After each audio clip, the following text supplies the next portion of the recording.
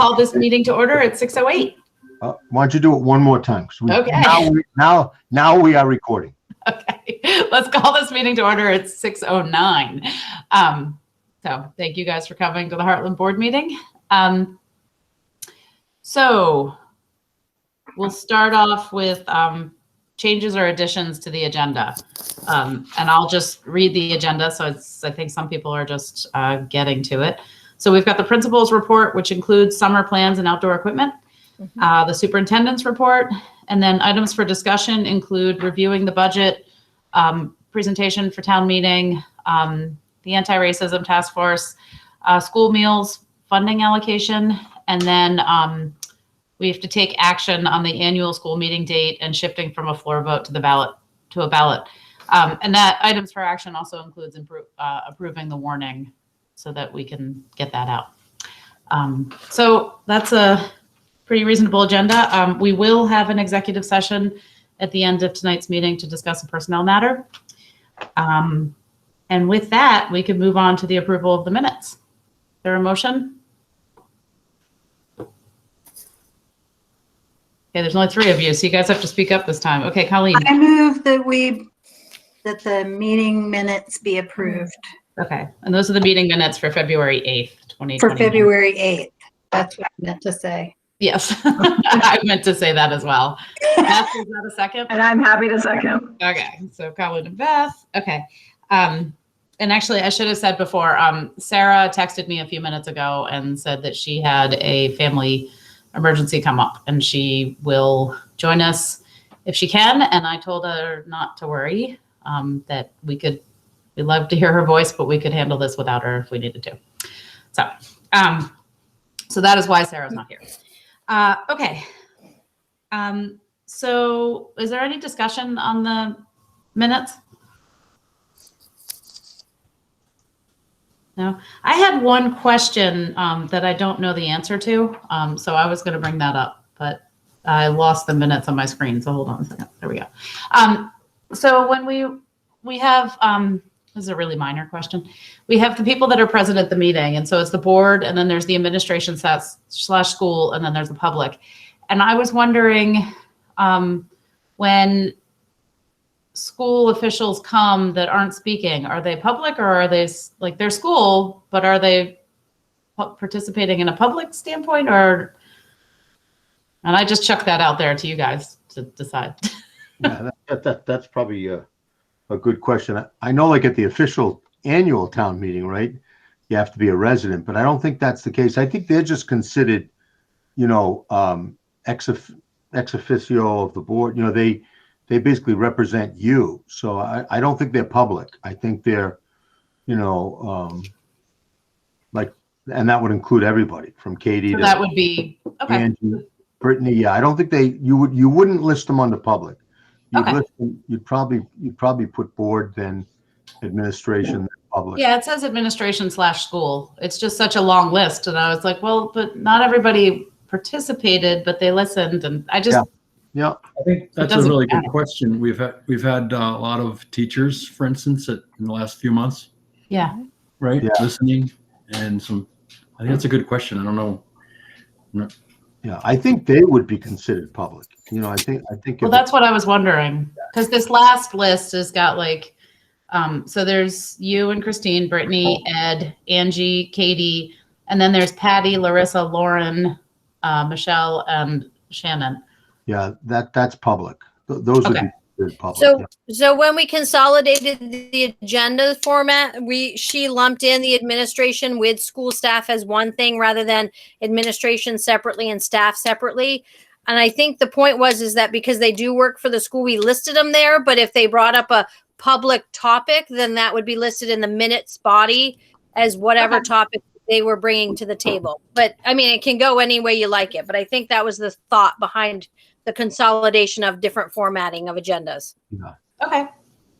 Yeah. And I'll take another look at it. I mean, as you know, I can't get my agenda open, but I will. I mean, the minutes open. But I'll if you want to send me those two. Yeah, I will.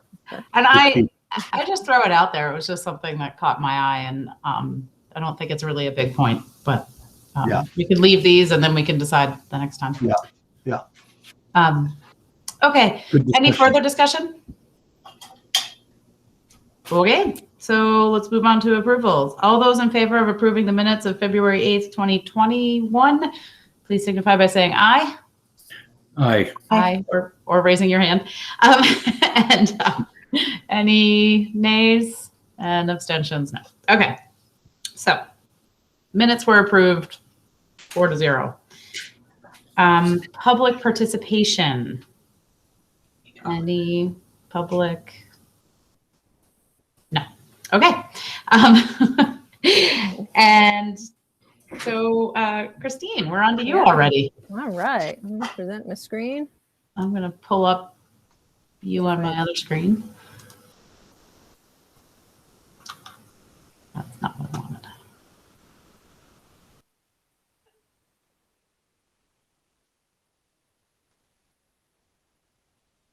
Can you see my screen? Oops, what did I do? Yes, it's coming up. Okay.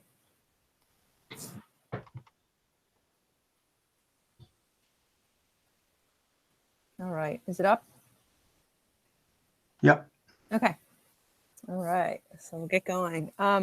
Start with some awesome news from the previous month. We had a really successful community dinner for the first time this year. There's Nikki in the picture with Craig.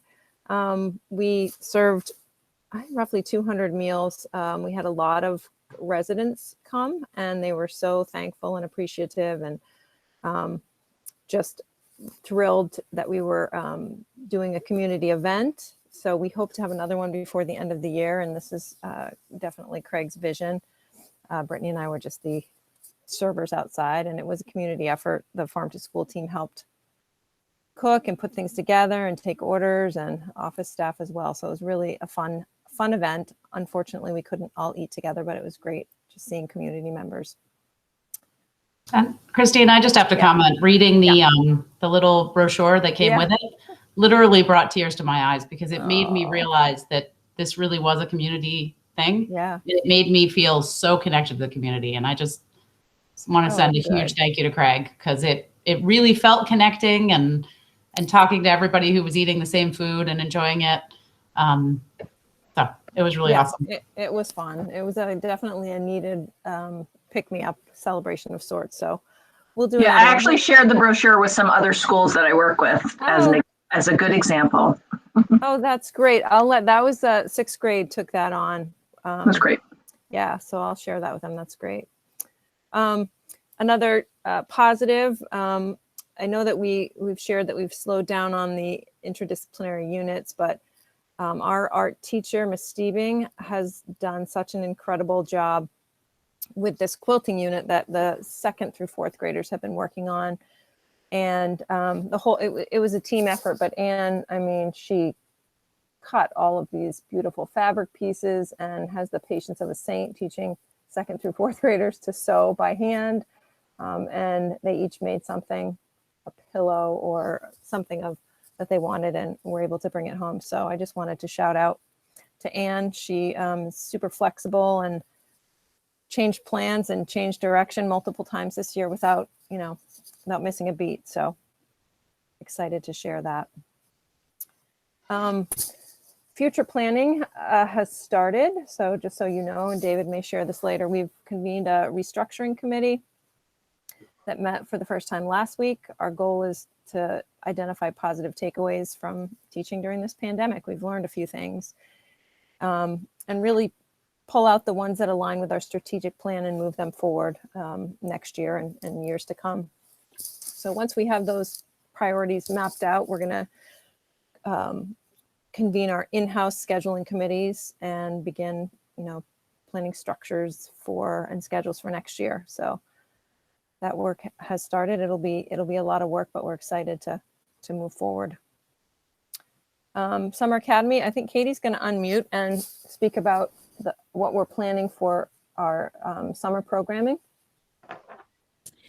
So this is the brief overview. So we have plans to hold a pretty robust summer programming using our ESSER funds. 3 hours of academic instruction in the morning with emphasis on regraining learning loss and thematic integrated units. The three pillars of recovery planning have to do with mental health, engagement, and academic achievement. And way we're going to get to that engagement around engaging students in some fun activities during the morning, as well as partnering. We're aiming to partner with the rec department in Windsor and Heartland to support students in the afternoon. On the mental health aspect, We Are Hope and HCRS staff will be embedded. We have a partnership with both for this summer, HCRS especially, providing several staff members to us to work with all students, so not just identified students. So that's pretty cool. The goal is small class sizes, 2 adults per classroom. Working on the transportation logistics now, so that students could be bused from their town, from their home school to Windsor, and either back to the home school midday if they're not going to do the rec department, or to the rec departments for the afternoon. Right now, we have students who are being found eligible directly through their TMP scores, looking at that, and if they're identified in other manners, like a 504 or an IEP. The goal is, if space is available, that parents would be able to request that their child also attend if they're not already on that list, as long as we have space. So we're in the planning stages now of getting a couple of co-coordinators, and we're hoping to have information out to parents within the next couple of weeks, so that they can give us an early identification if their child is interested. And I forgot to put on my slide, I just realized, we're planning to run this from July 6th through August 6th. So 5 weeks, 5 days a week, with the exception of the first week in July, because that first Monday is still a holiday. And we did have a fair number of staff, Katie, that seemed interested in working this summer. Yes, we put a, sorry, these are echoing horribly. We put an email survey out to folks in both professional staff and support staff, indicating they were interested.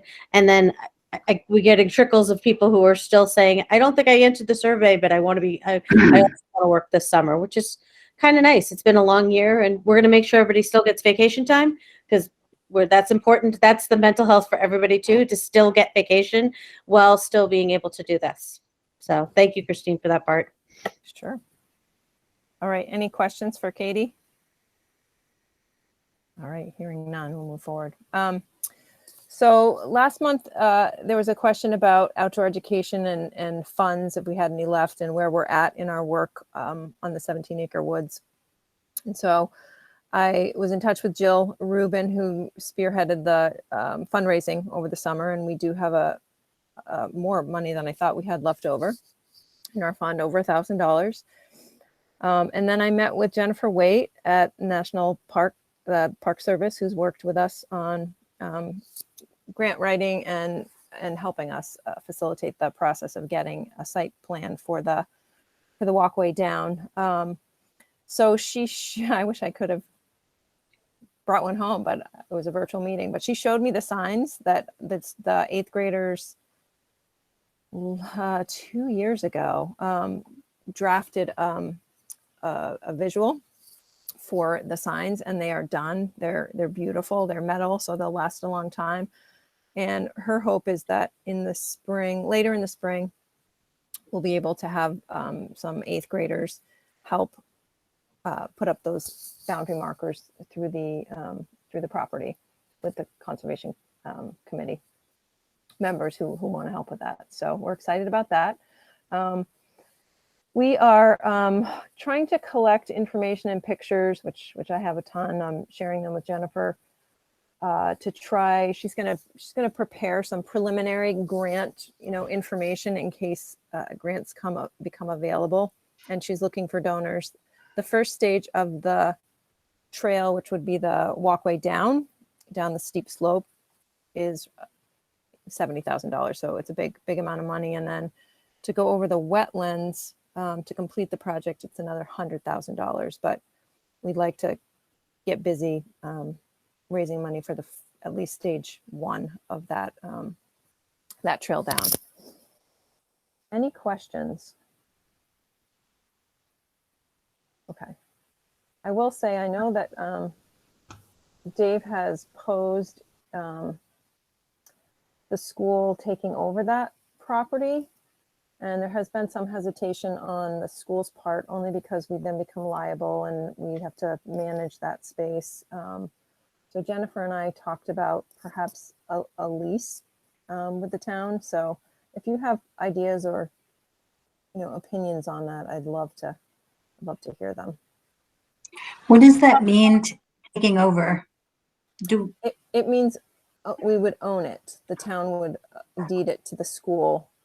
Oh, okay. And then And we we would have to manage it. And when trees were dangerous, or it needed to be, cut down or taken down, we would be responsible. So, it's in discussion at this point. We can't do a lot. I will say we can't do a lot right now down there. Not owning the property, like any permanent structure. I know the kindergarten teachers would love a more permanent structure down there, and not owning the property doesn't really allow us to do that kind of work down there. So just things to think about moving forward. Christina, ways back, we had a committee looking at all of this. And I just want to make sure that, like, if it's easier for you to coordinate on this stuff right now, one-on-one, that's great. But if you need help later on, make sure you speak up. I'm sure I will, Nikki. Yeah. But it was interesting. I emailed Jennifer and she was like, "Oh, I was just thinking about contacting you because it's that time, Yeah. we're coming under the pandemic and we want to get back on track." So, but yeah, it'll be definitely a community effort. Yeah. So let's just figure out when it's more than you can handle. Yeah, will do. Okay. Yeah. And Christine, feel free to reach out to me too if you need any help with grant writing around this. And because I'm part of the Upper Valley Teaching Place Collaborative, so we have like a whole body of research of like why place-based education is so important and that kind of stuff. So we can get some good quotes there. Yeah, maybe we should convene a meeting. I think with all of us or some of us with Jennifer and kind of make a plan. That would be great because it is going to take a good committee to get this up and running and completed. Christine, have you thought about those other structures? I know you mentioned it a month ago because I know you did a lot of work to provide outdoor structures, and some of them did not manage to survive the winter. What are you thinking? You'll just do the best you can when spring rolls around? Yeah, I've spoken with Joe. As soon as they are not frozen into the ground, we'll see what we can salvage of the carports that came down, and I think we'll be able to use the parts to put more of. The teachers want them back. I mean, it's really nice to be outside and have shade and eat under them, and sit out. Kids work out there. It was really nice in the fall, so we will get them. It also gives a little bit of rationale, though, for even more permanent structures, that whether it's on that land or on the existing land, because, that teachers really used that, and they used it in all the buildings, so. Yeah. The ones, the more expensive, we bought 2 that were metal and they survived. And those are 4th grade spots, and they go out. 4th grade goes out every day, multiple times a day. So that's nice. Yeah, it's been great. Okay. COVID updates. You may have heard the cheering from the school. Vaccinations are happening. We had a number of staff vaccinated over the weekend and last week, and we have I think anybody that really wants an appointment, which is most staff, have been able to secure one in the next couple of weeks. We did have some staff vaccinated this weekend that definitely were feeling under the weather today. So we're trying to spread them out so we don't have a lot of staff out at the same time. We're still masking and distancing and believe that will continue into the future for a while. We stopped surveillance testing this month. It would have been this week, but we've decided to not go forward with surveillance testing as so many people are already vaccinated. And the David may share a little bit later. The recovery team begins meeting this week to work on our recovery plan, and Katie referred to the pillars that we're going to be focusing on: socio-emotional functioning, mental health and well-being, student engagement, and academic achievement. So those are the guiding pillars that we'll be working with.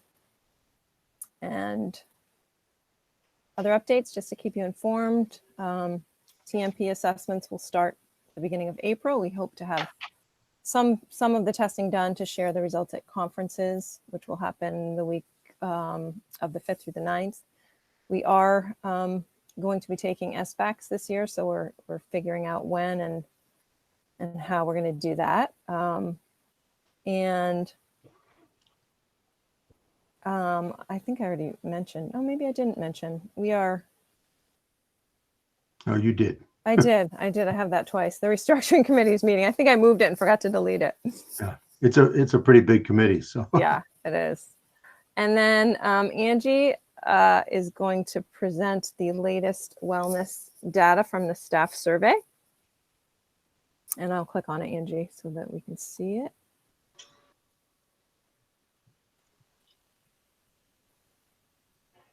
Here it comes. Yeah, so in my excitement of getting the vaccine, I totally and completely forgot to send the survey Friday. So it would have been, I was like, shucks, and I wasn't going to send it today because I have a very busy week and looking at the results just wasn't going to happen. So I'll send it again Friday, but I'm thinking that perhaps if I am feeling lighter having had the vaccine, I can imagine that our most worried staff that were able to avail themselves of the vaccine are feeling a little better about things. So next slide, please, Christine. So these results were from what, two Fridays ago. So you can go ahead. What was interesting about this particular batch of responses is that we were typically getting about 130, and this is only 80 responses, and probably there might be about 5 of them in there that are duplicates. It's that weird thing that happens with Google survey. So, so the next line, next slide, please, next line. And so it 57.5% at 4 and 5, that concerns me. It seems like that week, so 2 weeks ago, was higher stress for folks. And when I read through the comments, there seemed to be several comments related to student behavior, lack of consequences for student behavior. And again, this is SU wide. We don't ask the question about which building you work in, so that doesn't. It's just, those were the kinds of things. There were many things just related to the pandemic and trying to navigate the pandemic and all the requirements, etc. So next slide, please, Christine. So these are the number of staff reporting low stress. The other category, those are folks like our BCBA, speech language, that sort of thing. Next slide, please. Low to moderate stress. Next slide, please. Moderate stress. So our classroom teachers make up the red quadrant, the blue quadrant, special educators. So those are teachers as well, and then the unified arts teachers. So more than half of this circle are reporting, of the folks who reported moderate are teachers. Next slide. Again, moderate to high stress, you can see that the bulk of the responses in that area were classroom teachers. And final slide, please. And then high stress is really more from across the board. But this top, that orange would be teachers and blue would be teachers. And the reason that I look at the teachers is because I do think our teachers hold a lot of the stress. I do think that they they feel a lot of responsibility for what happens in their classroom and in their space. So I am certainly not dismissing the amount of stress that our our paras also are exposed to as well, because they're often supporting those teachers in the classroom and those students who are really struggling, just in general. Are there any questions? It looks like this contains the majority of our nurses too, from an SU standpoint. Right. So that's concerning that And they're there, I'm but I get it. I'm trying to think. I think that this week, we didn't know that the vaccine was coming yet. I think 2 Fridays ago, because basically that all unfolded last week and we got the message that the vaccines were open. So I do wonder if we got some rather discouraging news that we wouldn't be, we wouldn't be getting the vaccine. So I'm sorry that I didn't get the thing put out, the survey put out Friday. But again, with only 80 folks responding to it, who knows how many would have responded Friday. So I'll send it out again on Friday and hopefully encourage my colleagues to avail themselves of the survey so we can get some good comparable data. I think that'll be useful, but I think it's okay that we missed a week too. And the good news was, for me, I was scheduled, my shot was in Springfield, and we ended up getting the Johnson & Johnson shot. So there was a number of people that were at that clinic on Saturday. So the one and done. So that's Yeah.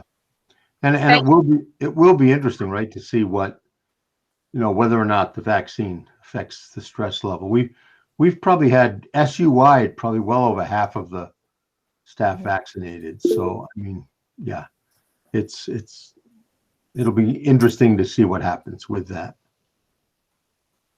But the communication from the AOE around the vaccine, not to be critical, but it wasn't great. I mean, Angie and I got an email mid-morning on Monday saying, here are the educator codes, and we had no idea that this was how it was going to be, put out. So, and we got those codes right out as soon as we got them. So then folks could go ahead and schedule. But it was maybe it's probably a good thing we didn't put out a survey last week, because there was probably more anxiety about scheduling the vaccine than anything else at that point. But I think people have figured it out now. So yeah, and a lot of people got in through the federal program, right, through Walgreens. So. Right. Yeah. There were several ways to do it. So, Scott, you had a question? Yeah, please. I had a couple questions. I'll just spit them out and then you guys can answer them. Going back to the testing, surveillance testing, Christine, I was just confused. I thought that was an agency of education initiative, so I didn't know how a school district could opt in or out of that. And my second question is, didn't I hear, can I have some confirmation that universal meals are extended through the summer along with the summer program that Katie was talking about? So that'd be interesting to hear about that. Thanks. I could just say the federal program, so the summer meals are continuing, and they reduced all the issues with like having to qualify, like having a certain percentage of free and reduced and all that kind of stuff. So those are the things that dropped. So summer programs can just keep happening everywhere. And I'll answer this COVID surveillance testing. It always was an opt-in for school districts. You didn't have to do it. And they offered various windows for different groups of systems. And we heard that if you have been vaccinated, you possibly could have a false positive. So we wanted to not deal with that. So we didn't offer it. Yeah. Our next surveillance testing is April 20th. Yeah. And we may or may not. I mean, I think it'll depend on the percentage of folks who are vaccinated. It's a little bit disruptive too. I mean, Angie puts in a lot of work. The nurses put in a lot of work. Then you got to run stuff to bag it, mail it. It takes a lot out of the school day. So we may not do it for the next couple of months. We'll keep you posted. And that's the end of my report. Thanks, Christine. Sure. David, you're up next, unless there's any questions. Any questions for Christine? We good? Thank you. It's always good following Christine, like I say, because she basically covers everything that I was going to cover in my report, which is great, because a lot of this happens SU-wide, but it also happens on the ground level too. So I think it's important to do that. So the restructuring task force is up and running. The restructuring task force is up and running, as Christine said. We've had one meeting. We'll have another one this Thursday. We'll keep you posted on that. That's really to just take a look, as Christine said, on how we're going to basically capture some of the really good things that happened this year, including outdoor education, interdisciplinary work, teaming. So we'll keep you posted on that. I didn't know whether or not, Angie, if you had any more you wanted to say about the recovery effort. I mean, that is a statewide initiative. We do have to put together a recovery plan, and there is a little bit of a timeline. Again, we get the guidance slowly. It trickles out of the AOE. But Angie, do you want to sort of talk about what we've done so far in terms of appointing? So the first thing that we had to do was send them the names of the recovery coordinator and our team. And our team consists of our administrative team, and then we will be inviting, much like we did for our school reopening team, we'll be inviting teachers, special educators, local physicians, mental health workers, our school counselors, et cetera, as needed. So that's the only thing that we've done. The next thing that's supposed to happen is we're supposed to get some sort of recovery toolkit, because we have to do a needs assessment. And then we should be writing the plan, and we have not seen a plan template or anything. I think they're working just as fast as they can to get us those things. And so that's basically where we're at. Christine told you in her report that we will be meeting this week to start our, generating our ideas and thinking about what our recovery plan could look like. And then I think if we don't have the form by then we will just take down all our ideas, and we will imagine what they may want, because they said, I heard it was going to look a lot like our continuous improvement plan. Right. So we need to really think about what data we need. We also put an advertisement out to our local in-house right now, an internal advertisement for an assistant recovery coordinator who will be assisting me in the data collection, data interpretation, helping assist principals in the buildings for making sure that the recovery plan strategies are being followed and implemented in the way we wanted, et cetera. Yeah. And I think part of the reason, certainly the summer program is a fairly healthy piece of that recovery plan. And I give credit to Katie and the whole staff really for the work they've put into. We didn't know, given the year that everybody's had, whether or not anybody would want to keep working, but good response.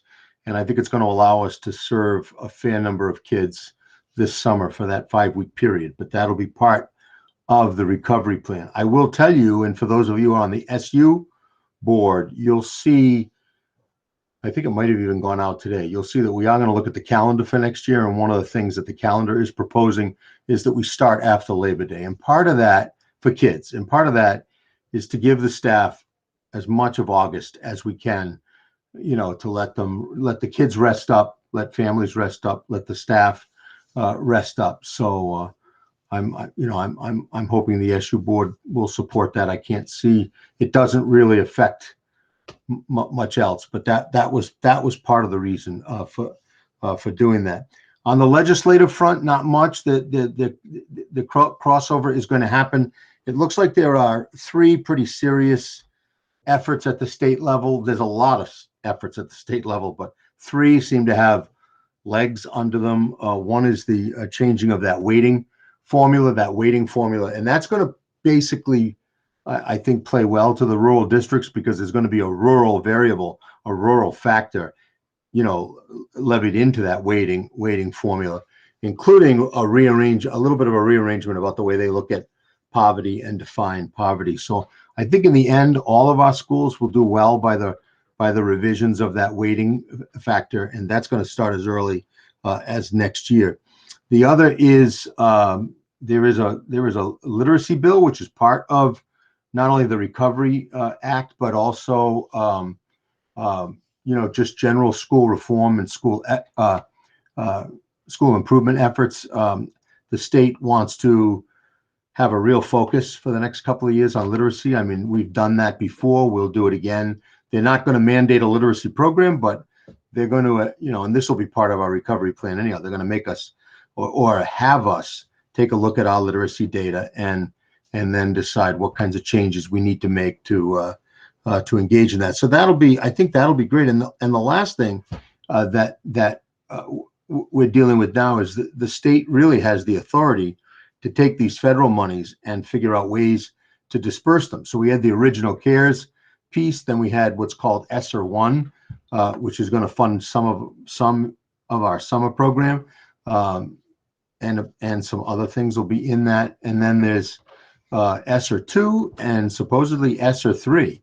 And ESSER 3 is part of the package that just got, that's that 1.9. Sometimes I can't even imagine these numbers, but I think it's 1.9. Is it trillion or big? I don't even know. It's a lot of money. Let's put it that way.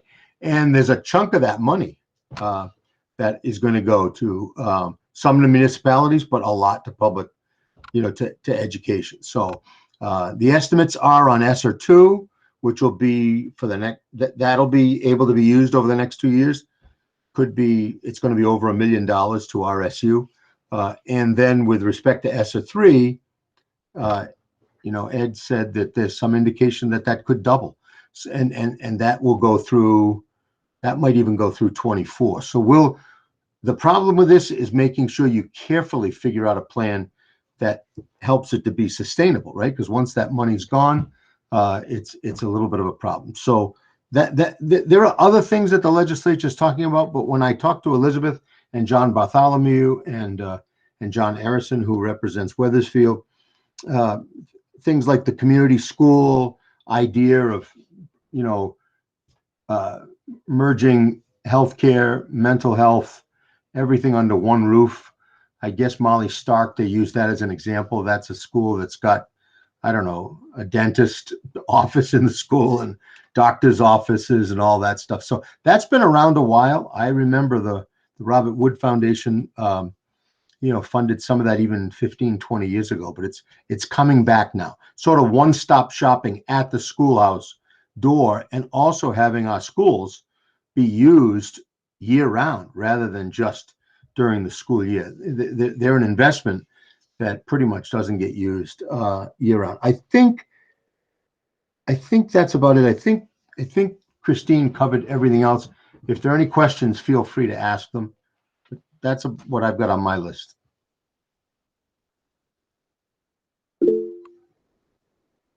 Go for it, Scott. And I got my vaccination today too. So go easy on me. I'm a patient now. So, and I actually feel a little logy tonight, which is maybe that's why I can't open my Google Drive. I don't know. Which one did you get, David? Which one? I got the Moderna. Yeah, the Moderna. Yeah. Unfortunately, not the one and done. That would have been nice, but I got to go back in April and get another hit. So we'll see. We'll see. And they tell me that one's a little worse. So That's a teaser. we'll see. I feel fine though. I can handle any questions. Scott, go ahead. It seemed like in the press there was. I thought you were going to mention, as far as like bills with legs, that that Universal Meals was revving up again. Yes, yeah, that's about that. And, yeah, and that one's sort of, according to Elizabeth and John Bartholomew, it sort of revs and then it drops, and then it revs and then it drops, and that's Senate Bill 100, S100, and that's basically to ensure that in the next 2 to 5 years, every school in Vermont is a universal meal school, right? And certainly what the superintendents are hoping, and I'm sure all of you are hoping, is that if the state decides to do that there's some, shall we say, healthy amount of money that comes out of that ed fund, because if we just lay that on the backs of of the local taxpayer, it's not going to help. We've done some calculating in our SU more recently. One thing I will tell you is that because of universal meals and the work Craig's done, the lunch program, and maybe next time Ed could give an update, or Craig could give an update. But right now we're running in the black, which is good. We budget into your budgets, right? Those subsidy amounts to take care of debt and deficits. But right now it looks like there may not be one at the end of this year. But it's a catch-22. You got to get participants to get revenue, and vice versa. So. Yeah, so I think it could have legs, Scott. I'll go ahead, Beth. I was gonna say, there's other parts of that bill too. There's a local purchasing incentive. So schools would be reimbursed at a higher rate for local purchasing as well. So that's really exciting. As well as funding the farm to school grant program at the state level, fully funding at like $500,000 a year or something like that. So that's also all part of it. So that's really exciting. So yeah, it does go up and down. So whatever support, they're still looking for, those postcards of support and things like that. Yeah. Or just, and I think John and Elizabeth are both fully aware of it and totally on board with it as well. Yeah. And I have to thank you, David, for putting that little blurb in your weekly update. That was super sweet of you. Thank you. That's helpful. The point I wanted to make was that I think, and David said the taxpayers, so that's where I'm going. Basically, it's unfortunate that people see that as a negative, and they forget to think that that in Heartland there are, I guess, less than 300 kids in school these days in the building, but those children have families and caregivers at home, and whatever the out of pocket is for meals, whatever it is, it's coming from those families. It's not that it's not coming out of our town. It's just coming out of a very concentrated number of families. Mm-hmm. And we have a chance to put our philosophies and our and there's a lot of data too around what's the cost of not feeding children. So what's the cost for, other interventions that you have to be putting in place? And just, what's your school lunch debt look like and all that kind of stuff. But I'm really excited that Craig's doing such a great job and it's in the black. I won't say I told you so, but it's that cycle. I knew he could do it.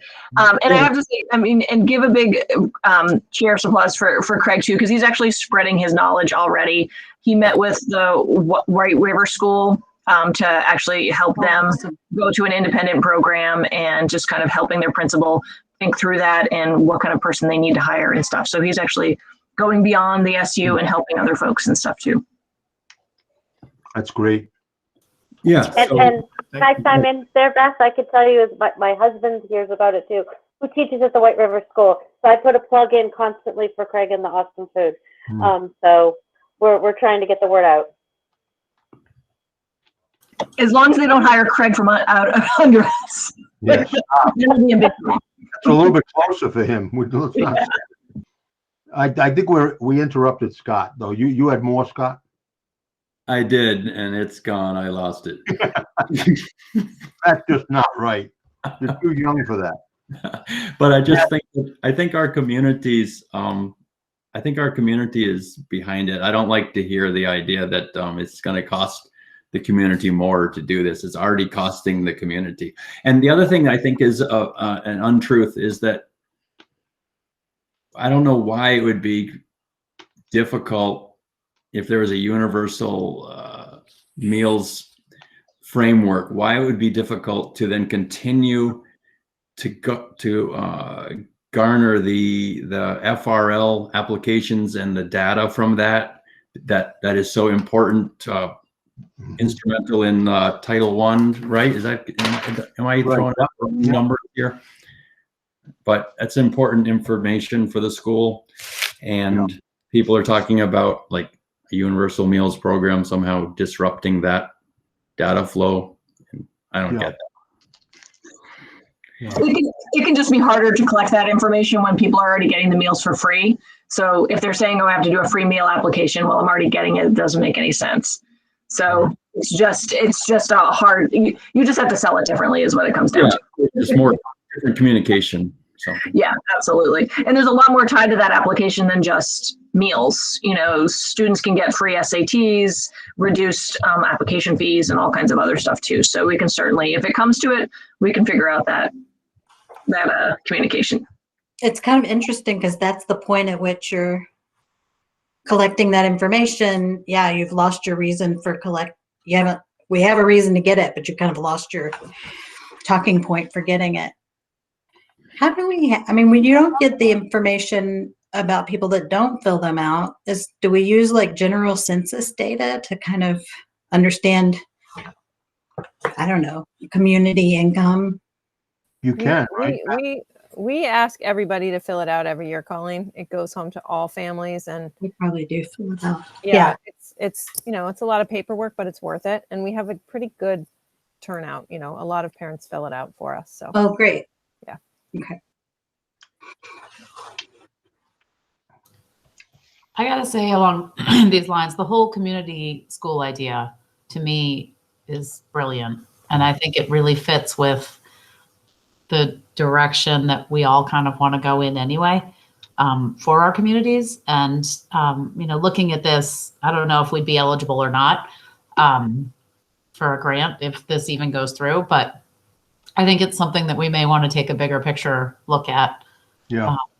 As a community and maybe even as an SU for each of our schools. But Yeah, I think it so. seems so smart to me with the needs of our community populations and what we have to offer them and what they have to offer us.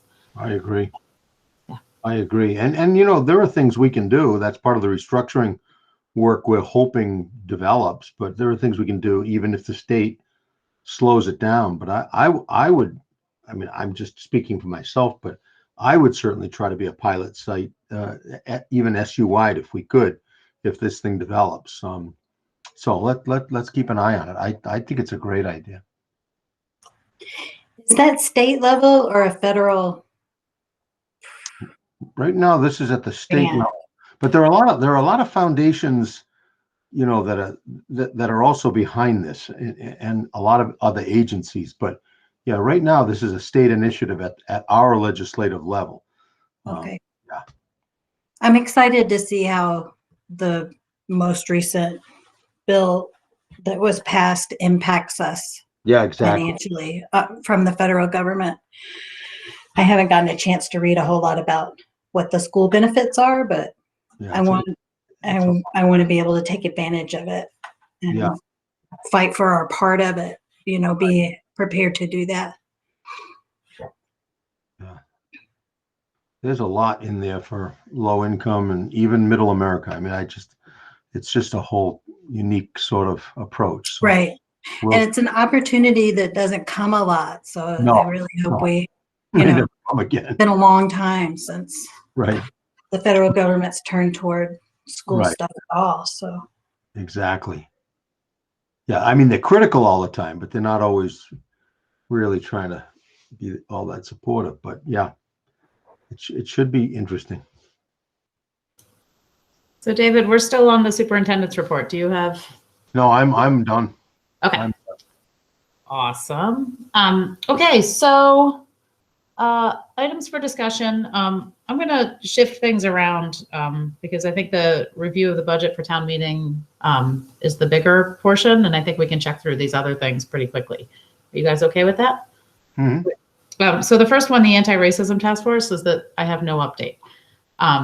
So that's where we are. We're trying to schedule a meeting. The meeting might be tomorrow. And I have too much on my plate and dropped the ball for a little bit. So Yeah. a very important ball that I don't want to drop. And that's actually one of the topics at the next meeting is potentially finding help for me to juggle balls. So, so there's that one. And then the school meals funding allocation, we had a discussion of that at the SU level. I think it made sense to everybody, but right now it's a moot point because we've got universal meals right now. So I think, did we make a decision or did we just table it until it was important? I don't think we ever voted on anything. Yeah. And of course, Bev could go back. Wendy could go back and check the minutes, but I think, I think there was consensus though that, it probably shouldn't be done necessarily on. Right. There was no final vote on anything. You're right. Everyone pretty much agreed that how it's currently done probably doesn't necessarily make sense. And then they started to talk about how to use the indicator of on-site as a way to count pupils and make the allocation fair in that way. So I think it's just a matter of going back to it and finalizing it. But I didn't hear anyone say they weren't in agreement of changing. Yeah. And I guess just for the public that may watch this later, we're talking about rejiggering the way that we allocate the excess money that's spent out of the food program. So when the food program goes into the red, talking about how we reallocate it based on the people in the school.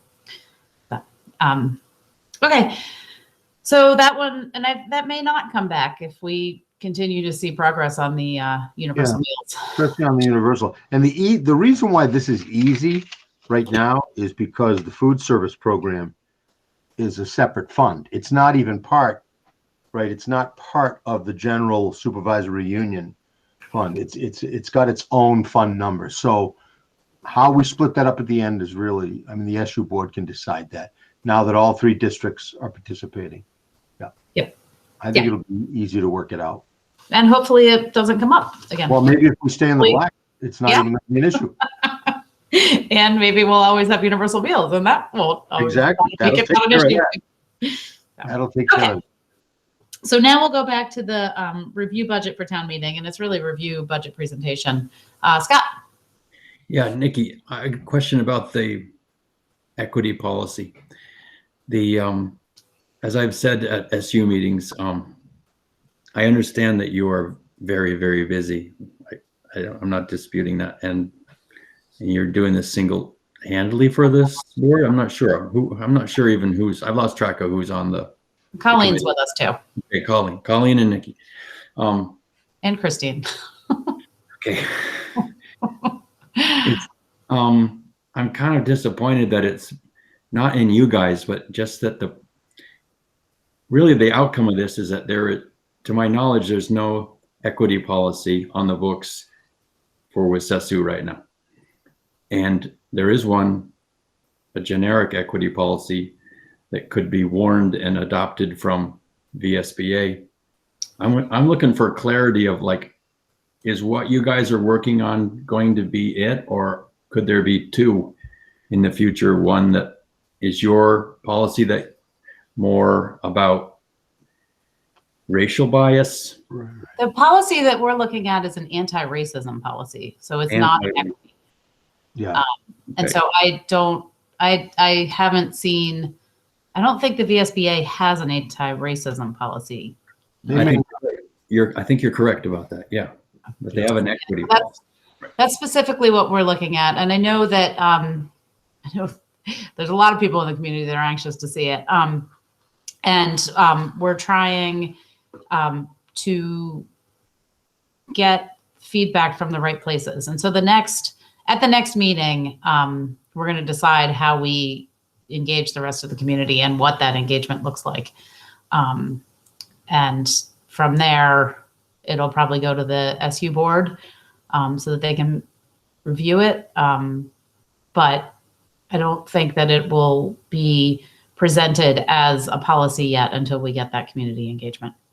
Yeah. So I admit to be kind of slow on the uptake, but is the happenings primarily in the Ascutney district in the past year the reason for the great deal of caution in your committee, Nikki, before anything becomes public? Because that's what bothers me the most. It just understand. Not necessarily. It's more that's how they're encouraging. They're encouraging you to the way we normally do policies is that we say this is the right thing for the school. Here it is. But the encouragement on this type of work is to not just throw it up there and say, look, this is what we're doing, but to educate the community as it's going up, to say, this is what we're doing and this is why it's important. And so that's why it's being slow walked to this. Well, that's exactly what I don't see happening. That's why so far it's not out there being discussed. No, It's because we haven't developed the plan to do that. that's what this next meeting's about. So, and I fully take the blame for the last month's delay. No, I'm not. There's a lot. The whole WSSU has a team for this, so I mean, I'm not blaming you. No, I'm the chair of the team. That's the She's problem. the chair. He deserves the blame. No. Yeah, I'm the owner of the problem right now, and so. But I also think what Scott said, it would not. Remember, we're going through this policy. We have a system now of reviewing policies, on a fairly regular basis. It would not, and I don't think that equity policy at the VSBA level was a required policy. It might have been a recommended policy. That's right. That's right. So we could, any board member, including you, Scott, could say, let's take a look at this, get it in our format and bring it back, because we're doing two things. We're looking at the ones that we currently have on the books, and we're also looking at that VSBA list and deciding, is there anything we want to bring forward? So that's one, because that's a more global equity policy, which. So I don't know if I'm speaking out of turn, but just so you know, the agenda for the next SU board meeting on March 22nd includes the policy review for district equity. So it's on the agenda for that meeting. So if that's what you're referencing, it's on already. Okay. So there we go. And that is different than the anti-racism. Right. That is different. That's exactly. different. Yeah. Thank you, Wendy. Thanks, Wendy. Thank you for the update, Nikki. Yeah, I wish it was more, but we're going to meet tomorrow, hopefully. So it will be more by the SU meeting. That's my goal. Okay. So the budget review for town meeting. Christine, we had gone through the slides. Did we want to, I can't remember. Were we going to present them today, or are we? I'm happy to present them. They're a work in progress. They haven't changed. Have they changed, Christine, or no? Well, Nikki and I did some, a little, no. Well, we decided to take a really future forward approach to the presentation and took out some of the parts that we might normally present. Yeah. Let's bring them up. Pull it up. Yep. It'd be good to see it. Yeah. Let's that'll help me. Okay. Christine and I, we met to talk about how we were going to present the budget and where the school is and where we're going. And in previous years, we've really dug in on the numbers. The numbers are not changing dramatically this year. And so we decided to really look at what's more important is where we're going in the future. And so that's where we are. Christine, you want to go on the next slide? Yeah, just tell me when to go and I'll. I was going to look at, okay, so let's see. Yeah, we'll just, let's, okay, go again. We'll send these out officially, but this is just, I want to get comments on like the direction that we're going in before we make this really final. So skip. Yep. Skip. Skip. This is all numbers. You guys all know these numbers. Skip. Okay, so here's, I love this slide because it is so chaotic and it is so what we're trying to manage. And so these are all the things that we're going to try and pull off in the future of education at Heartland. And it's all about what we talked about in the strategic plan about learning to learn and being engaged in your own learning. So keep going. Yep. So we talk about the strategic plan and So- our 5 competencies. So Nikki, before we go, we had talked on the next slide of having Angie do the rollout of the strategic plan that she's done in other meetings in other schools in the SU. Yeah. And she said, and I'd love her to unmute and talk about it. She said she's done it 2 ways. She's done it at the beginning of the meeting to kind of set the stage, and then we tie back to it. And then she's done it at the end. I think she said doing it at the beginning seemed more of a better fit. But Angie, do you want to speak to that? Yeah, I mean, it was 2 very different approaches to their presentation.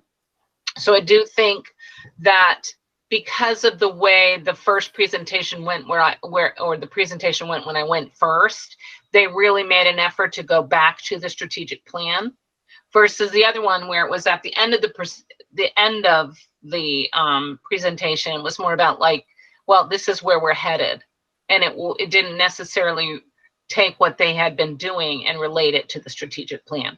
So I think because you are, I mean, I think it depends on what your focus is. If you want to show how your activities and where you want to go are aligned with the strategic plan, then I think going first is probably the better choice. I think that makes sense, but I would love to hear. I'm talking to myself. Okay. Okay. You'll see that I think that you should go first. Yeah. So this next slide will be deleted. That was the Angie slide, but she's got her own presentation. Yeah.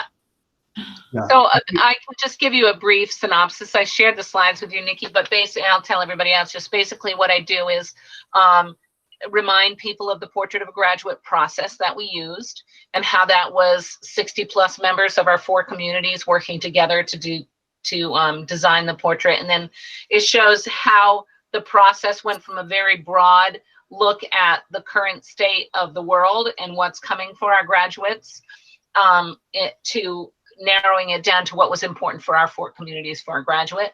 And then the reason that was important to me was because the next slide about the strategic plan shows that it was the similar kind of process, except that the strategic planning was done during the pandemic and during the summer. And so the number of people that participated in that was about half to a third less than what we had in the Portrait of Graduate.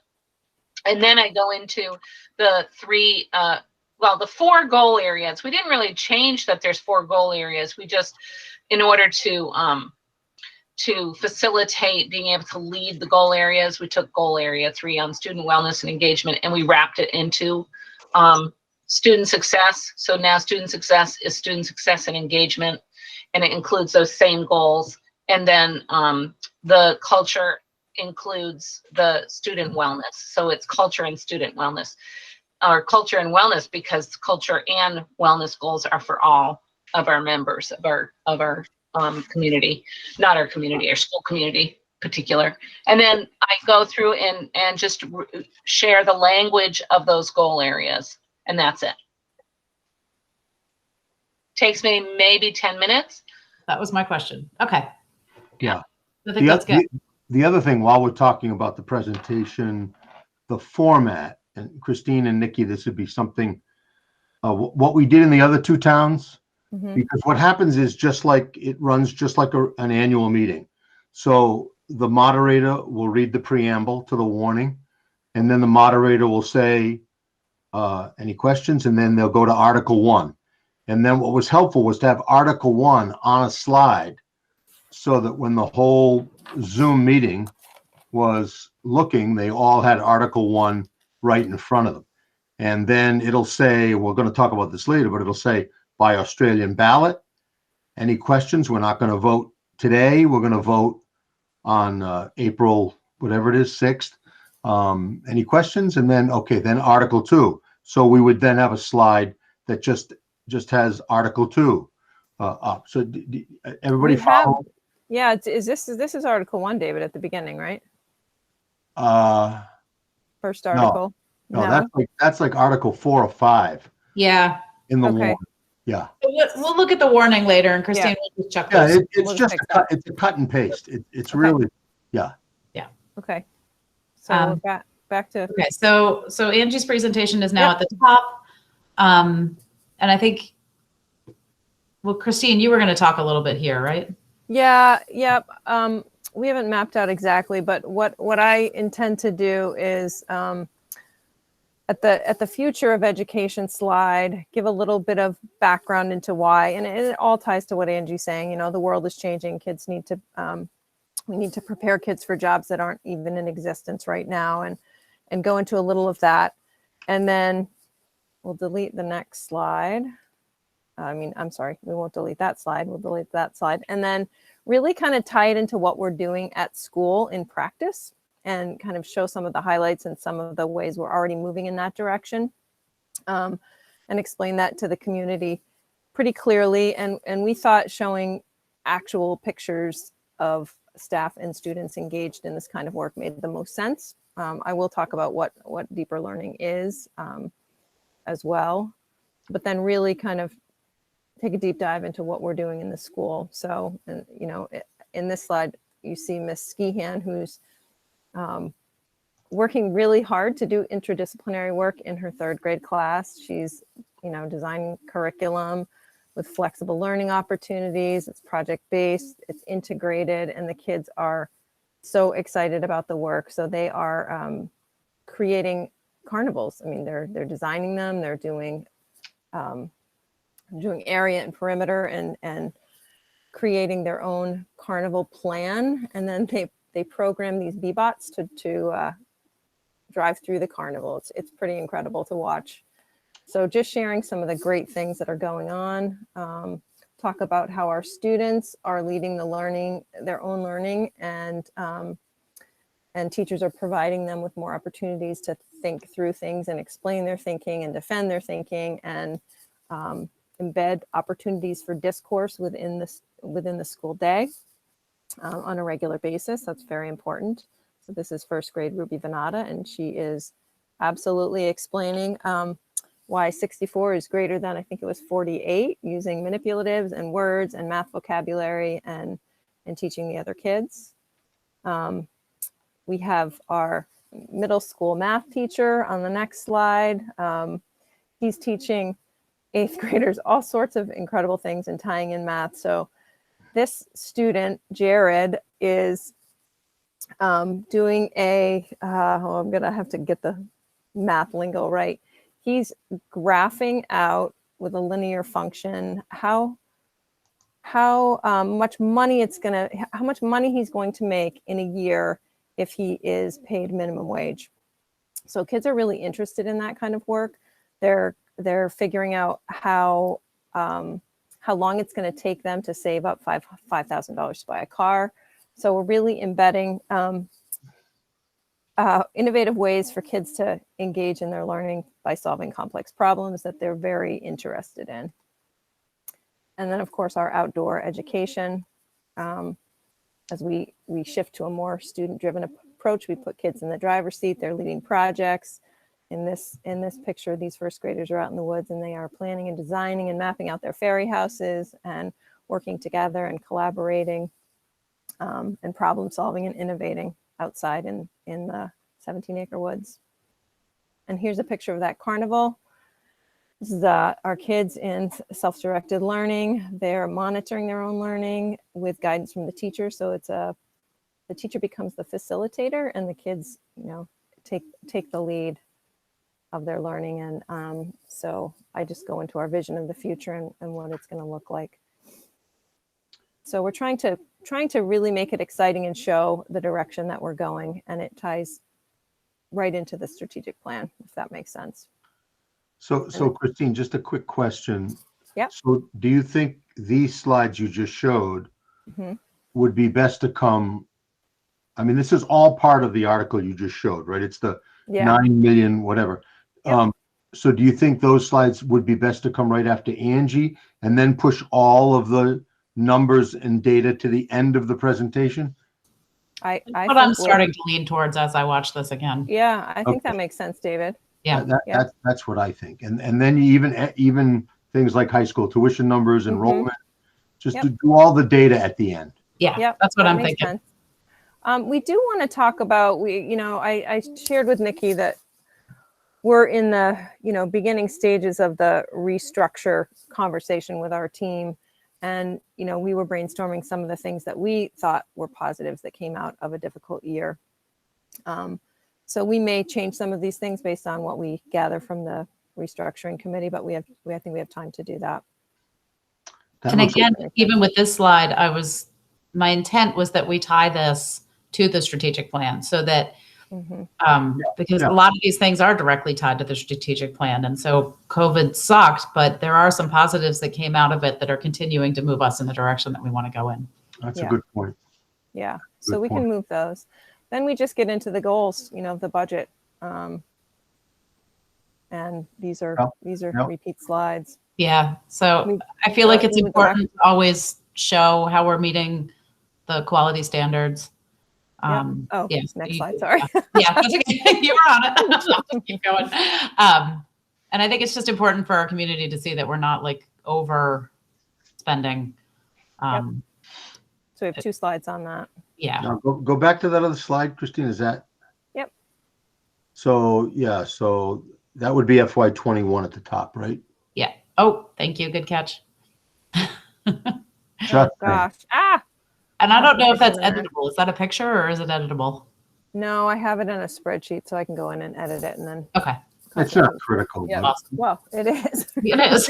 Right, That's a good catch. Nobody will notice other than me. So those two, there's 2 Vermont quality standard slides. Yeah, that's good. Yep, and then. Those are, so we'll put those number slides before the changes to the 2022 budget that we skipped through earlier.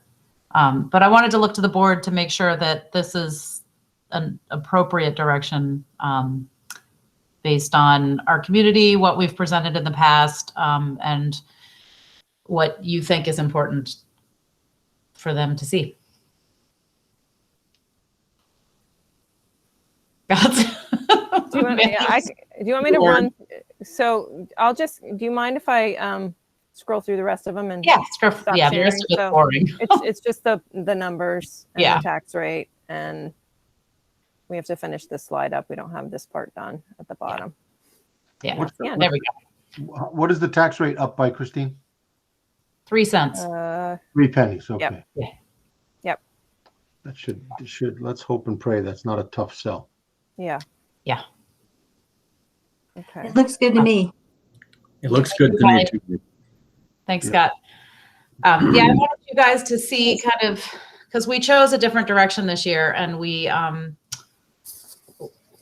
chose to delete a lot of, in the previous years, we've talked about a lot of our struggles. And I feel like this year we've all struggled enough, and that it was important to talk about where we were going from here and what was really important to us. And this is just, having just completed the strategic plan, is such a great year to take that opportunity and showcase it. I think that's great. Looks good. And I think that's a good idea. Yeah, I think celebrating successes and showing that off is fantastic. The more, the merrier, I think. And yeah, it's great. Great. Okay. Now, Nikki, Matt is going to moderate, right? As far as I know, yeah, Matt's moderating. Okay. Yeah. And again, oh, yeah, so that just, that let's gets move to the next topic. So Yeah. items to action, and now we can just keep going on. So the annual school meeting date. So one of the things that we need to approve today is the structure of how we're going to do the annual school meeting. And I will admit that I went out on a limb because I've gotten a lot of phone calls coordinating between the town and the school. And the limb that I went out on was that in this year, it would make sense to do a joint meeting between the town and the school, where the town will go first and the school will go second. It will be a really long meeting, but Matt has facilitated conferences and really long meetings before. And he's going to build in hopefully some timeouts and breaks and maybe some entertainment type things. Who knows? But we just felt like in talking to so I went to a couple select board meetings to talk to them about how they wanted to do things. And the town is gonna have CATV record it and host it. And so it just started to make more sense to do it all on one day, have one video that gets recorded by CATV, and then it just goes up and it's done. And the select board thought doing it the maximum. So we have to do the meeting within 10 days of voting. And we decided to push it to the maximum so that people had time to find that video and review it before the voting day. So the dates are, I wish I had this right in front of me. The meeting is, I believe. Let me pull up. I'll pull up. Oh yeah, pull up the warning. There we go. Let me pull up the warning. Yeah. Yeah. Oh wait, I found it. You pull up the warning earlier. Did you find it? I did find it. Yeah, I did find it. So. I think it's the 24th of April. Yeah, that's what I was going to say. I couldn't remember if it was the 24th or 26th. Yep. It's the Saturday before. It's 2 Saturdays before town meeting, so it's the 24th. And we do it at 9 a.m. via Zoom. And our meeting would just start when the town's meeting ended. So that's our first topic of discussion and something that we need to vote on. So yeah. Nikki, hold on a second. Just so if the town, how could that be 9 a.m. if we're following the town? Are they starting at 7 a.m.? No, we need to say. That needs to be a different time. It needs to say following. I think you actually have to have a time in there. We have to have a specific time. We can't do a joint meeting because other communities do joint meetings. Oh, okay. I see what you mean. So you're saying, well, no, because see, technically you have to adjourn the town meeting and you have to open the annual school district meeting. Okay. They are by law 2 separate meetings. Okay. Which is fine. I mean, it's just a matter of, do you have any idea what time the town wants to go? Is it at 10? No, the town's going at 9. 9, okay. So that's the town meeting. And they've got their own warning, right? Yes. So we could say here, what do you think that, any idea roughly, will that take 2 hours probably? Maybe longer? Nobody knows. Nobody's ever done this. Yeah. But in person, it's 3 like hours at least, right? 4. Yeah. But I think we could just say, school meeting starts at 11 or after we can, we can just say whichever happens first. I mean, the problem from a legal standpoint is just if somebody absolutely wants to go to the annual district school meeting, they've got some gripe or bug, or they, whatever. So if the town meeting ends at 10:30, we still need to wait till 11 and do the school meeting. Right. Yeah, exactly. That's why. But if you said that the school meeting started at 10:30 following the conclusion of the town meeting and the town meeting was still going, then that person would be tuned into the town meeting and not missing out on the school meeting. So I feel like we go earlier than later. Yeah. So you're saying, okay, I see. All right. So then I think what that would say then, right? It would say April 24th, 2021 and you could say 10:30 a.m. or 11 a.m., whichever you prefer. And then in parentheses, immediately following the town meeting. Yeah, the conclusion of town meeting. Let's say 10. Okay, so I'm going to throw out 10:30. That's really pushing the town, though. Is that an hour and a half? What do you think? Well, but we would write immediately or immediately following the conclusion of town meeting. Yeah. So if it's longer, it's fine. And is it the same link? Or is it a different Zoom link? It's supposed to be the same link. Okay. Yeah.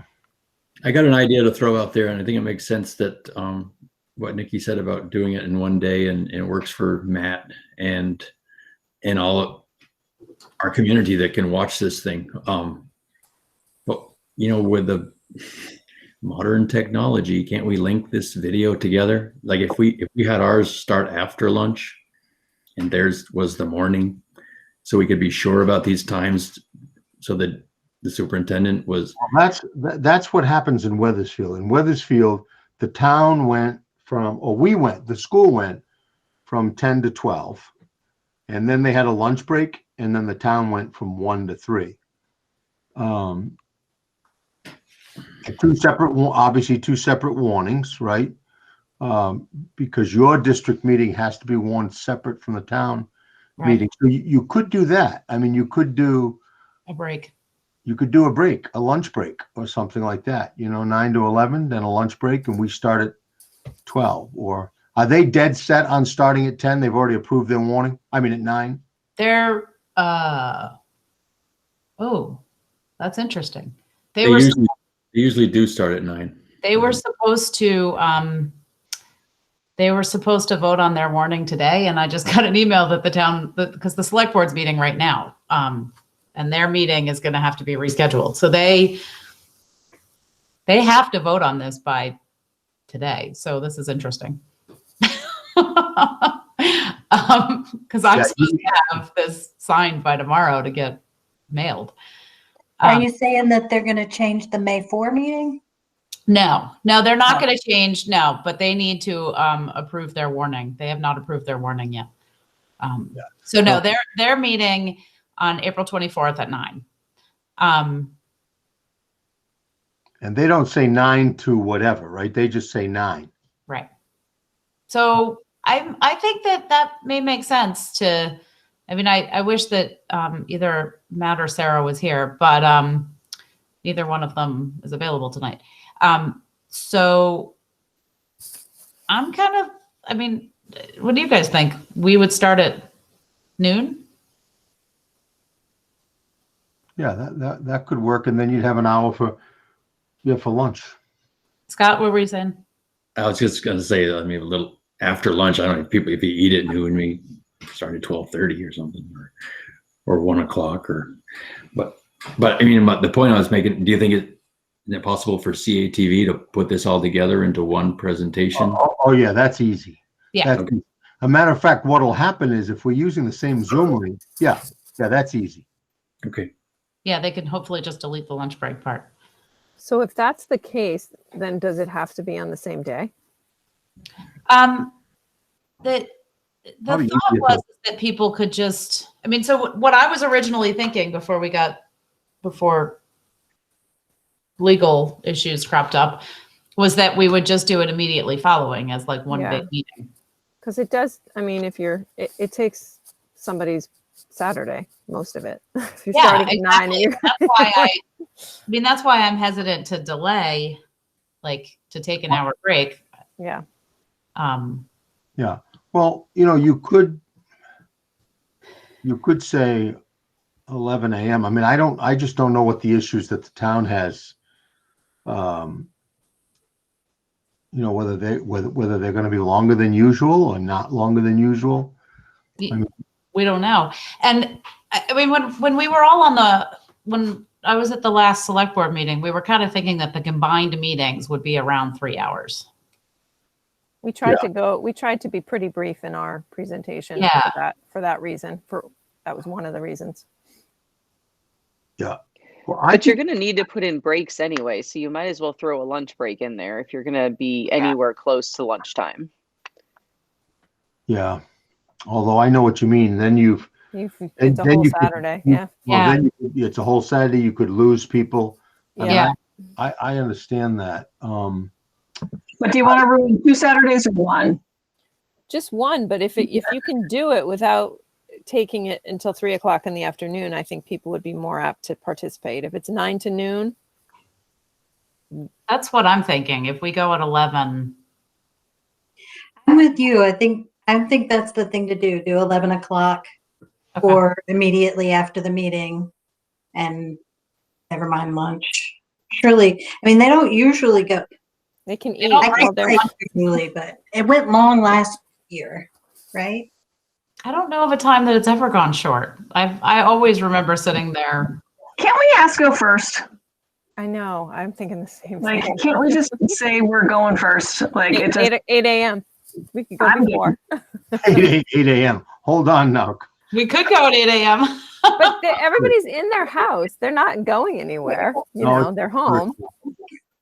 Yeah. and I our might be meeting will be significantly shorter than town meeting. Yeah. Now, Nikki, yeah, because normally what would happen is we have school meeting before, then town meeting happens on town meeting day, right? Right. And in Heartland, that's traditionally started at 9 a.m. Yes. And voting is going on by Australian ballot while the town meeting's going on. Yes. Yeah. And that meeting usually goes till about 11 or 12. I feel like it's usually 1. One. Yeah, I've only been to the one, so. What was that, Beth? So people start passing out from hunger. Yeah, I mean, it really, Ordering. population, the room is half as populated by 1. But they'll be home near their refrigerators. Yeah, that's true. They can grab food. They will I not mean, be passing out. We could go longer. What? We So could go, longer. yeah. Well, Matt was planning on keeping it. I mean, Matt has ideas and strategies to keep it tight. I just think no break. I don't think break is going to help. No. It's No, all, maybe a 5-minute break or something, Oh. you know. Try to wrap up the town meeting by 11:15, right? And then we start at 11. I mean, maybe if we're back to back, it'll push them along. That's what I'm thinking. it might. We don't know. And this is nobody knows how the Zoom meeting, well, they might know kind of because they're doing the select board meetings by Zoom, like maybe. Yeah. I mean, How did the other town meetings go? Did you Yeah, attend? David? Yeah, the other town meeting's basically the same. I mean, yeah, but they were, well, Weathersfield does exactly what you're trying to do. They have it on the same day. They always have it on the same day. The school goes in the morning, town goes in the afternoon. But they do a lunch break, you know, and then when it's in person, they have, you know, they have soup and sandwiches, and it's just one big love fest, right? And then yeah, so I think that's a good model. Now again, we're What did Windsor do, David? and then Windsor, because now remember the school district is literally separated from both those towns. So what happened is Windsor had their own annual school district meeting on a Thursday night. And then I think Saturday, the town had theirs in Windsor. And then Monday night, the West Windsor had theirs. So they had to break it up. I think it's great to do it the same day. I mean, I you know, the problem with doing it the same day when we're back out of COVID is that we don't all have town meeting day off, right? Right. Yeah, no, we can't do this. So this was kind of an interesting experiment. Yeah. That both the select board think and I thought would be valuable from an experimental standpoint. I mean, I just know from a legal standpoint, you can't warn the annual school district meeting and the annual town meeting at the same time. Right. Okay. You can't. I know you In the can't. same morning. In the same morning. No, you can't. Yeah.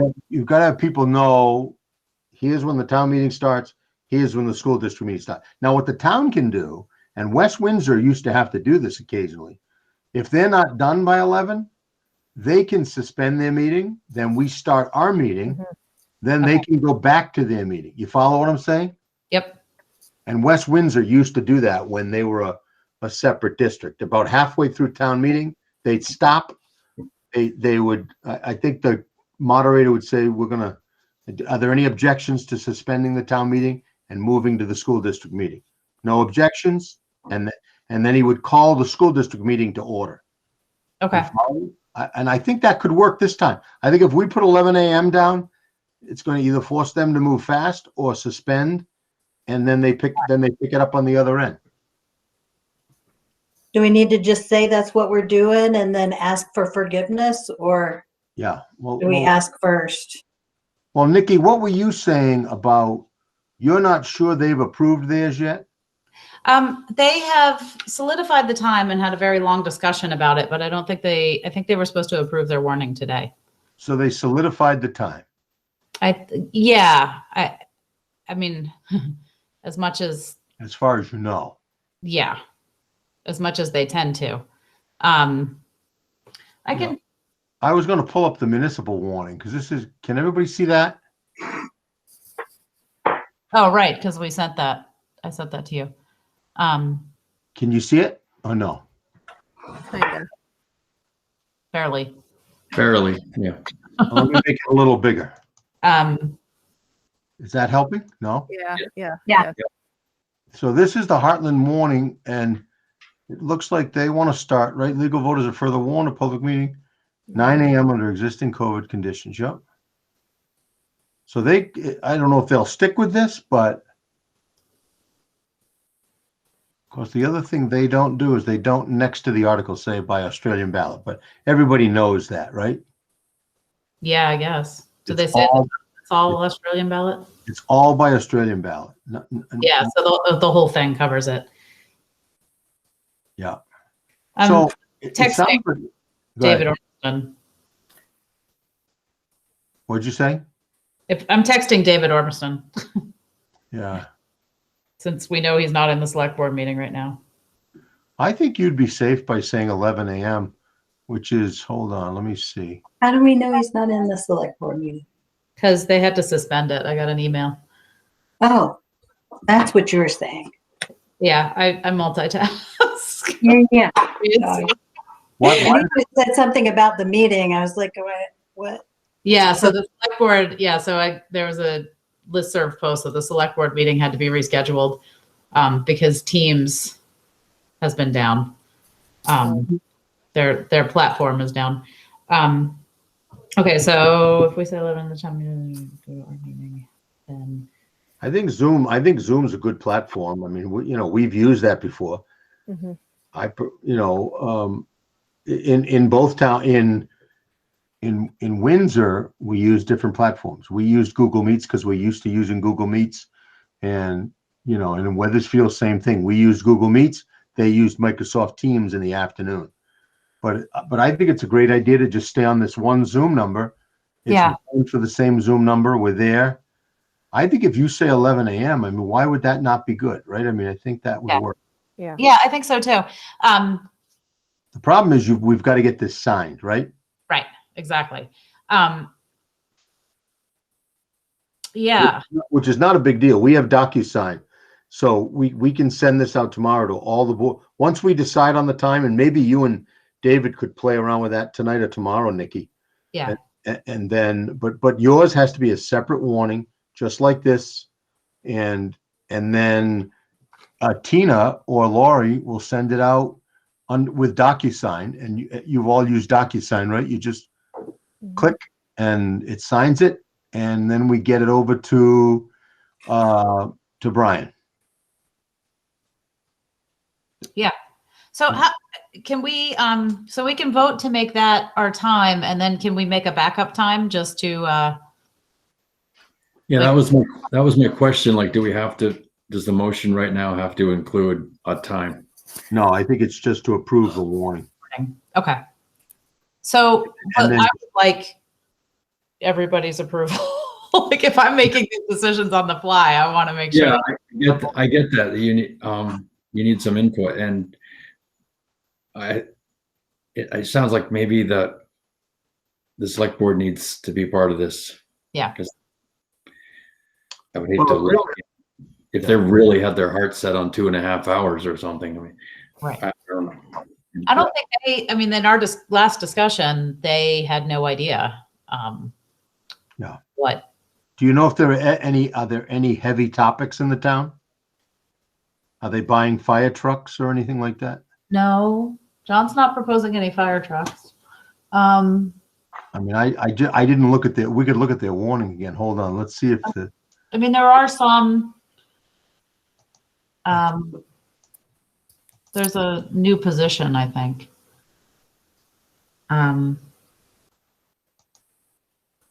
For what? Makes me want to talk about it right now. It's, all right. It's general fund. I'm gonna talk. Is it half-time or full-time? General fund. and Outside or inside? Cover home repair, and so it's the general fund highway appropriation. Shouldn't be very controversial, but I know if it's anything like the town meetings. No, that's the one that's probably going to be. Oh yeah, I mean they love that. And then it's donating to community access TV. Voting on a $1,500 to cover home repair. Oh yeah, there's a ton of those little ones. Yeah. That all have to be listed separately now. That's crazy, huh? Well, it's because of the Australian ballot. Normally they're voted on as a big. Yeah, but I don't see anything controversial on there, but you never know. Anything can be controversial. Let's fold it into the highway. But so here's what I would propose. I would propose that we say either 11 or 12:30. And my first vote would be 11. And they try to finish town meeting in 2 hours. And if that doesn't work, then we move to 12:30.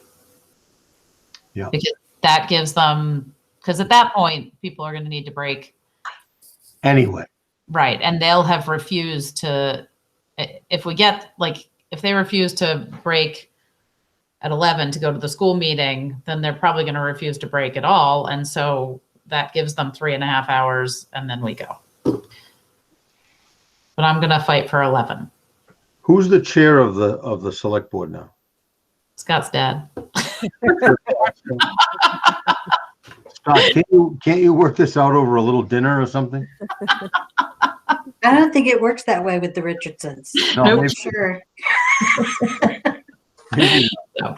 just bring out a big bowl of fruit and pour that maple syrup and cream in there. And I can give him a call.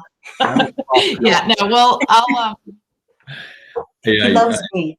I'll do what I can. yeah. I mean, I like this proposal. And I mean, what do you guys do a joint meeting in St. Johnsbury too? How do you pull that off? yeah, no, it's the same thing. I mean, one goes ahead of the other.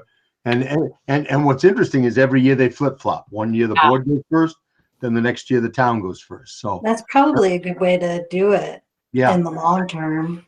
I guess the one piece of input, I just can't see. I can't see the stopping and starting of the town meeting part. yeah. Yeah, either. I can't. Well, Yeah, it's hard to picture that. first of all, the people have to agree to it, right? Because they have to say any objections to suspending the meeting, and you could get objections, and then you're stuck. I would rather, if David says, we're probably 2 to 2.5 hours, I would just say, look, okay, why don't you take?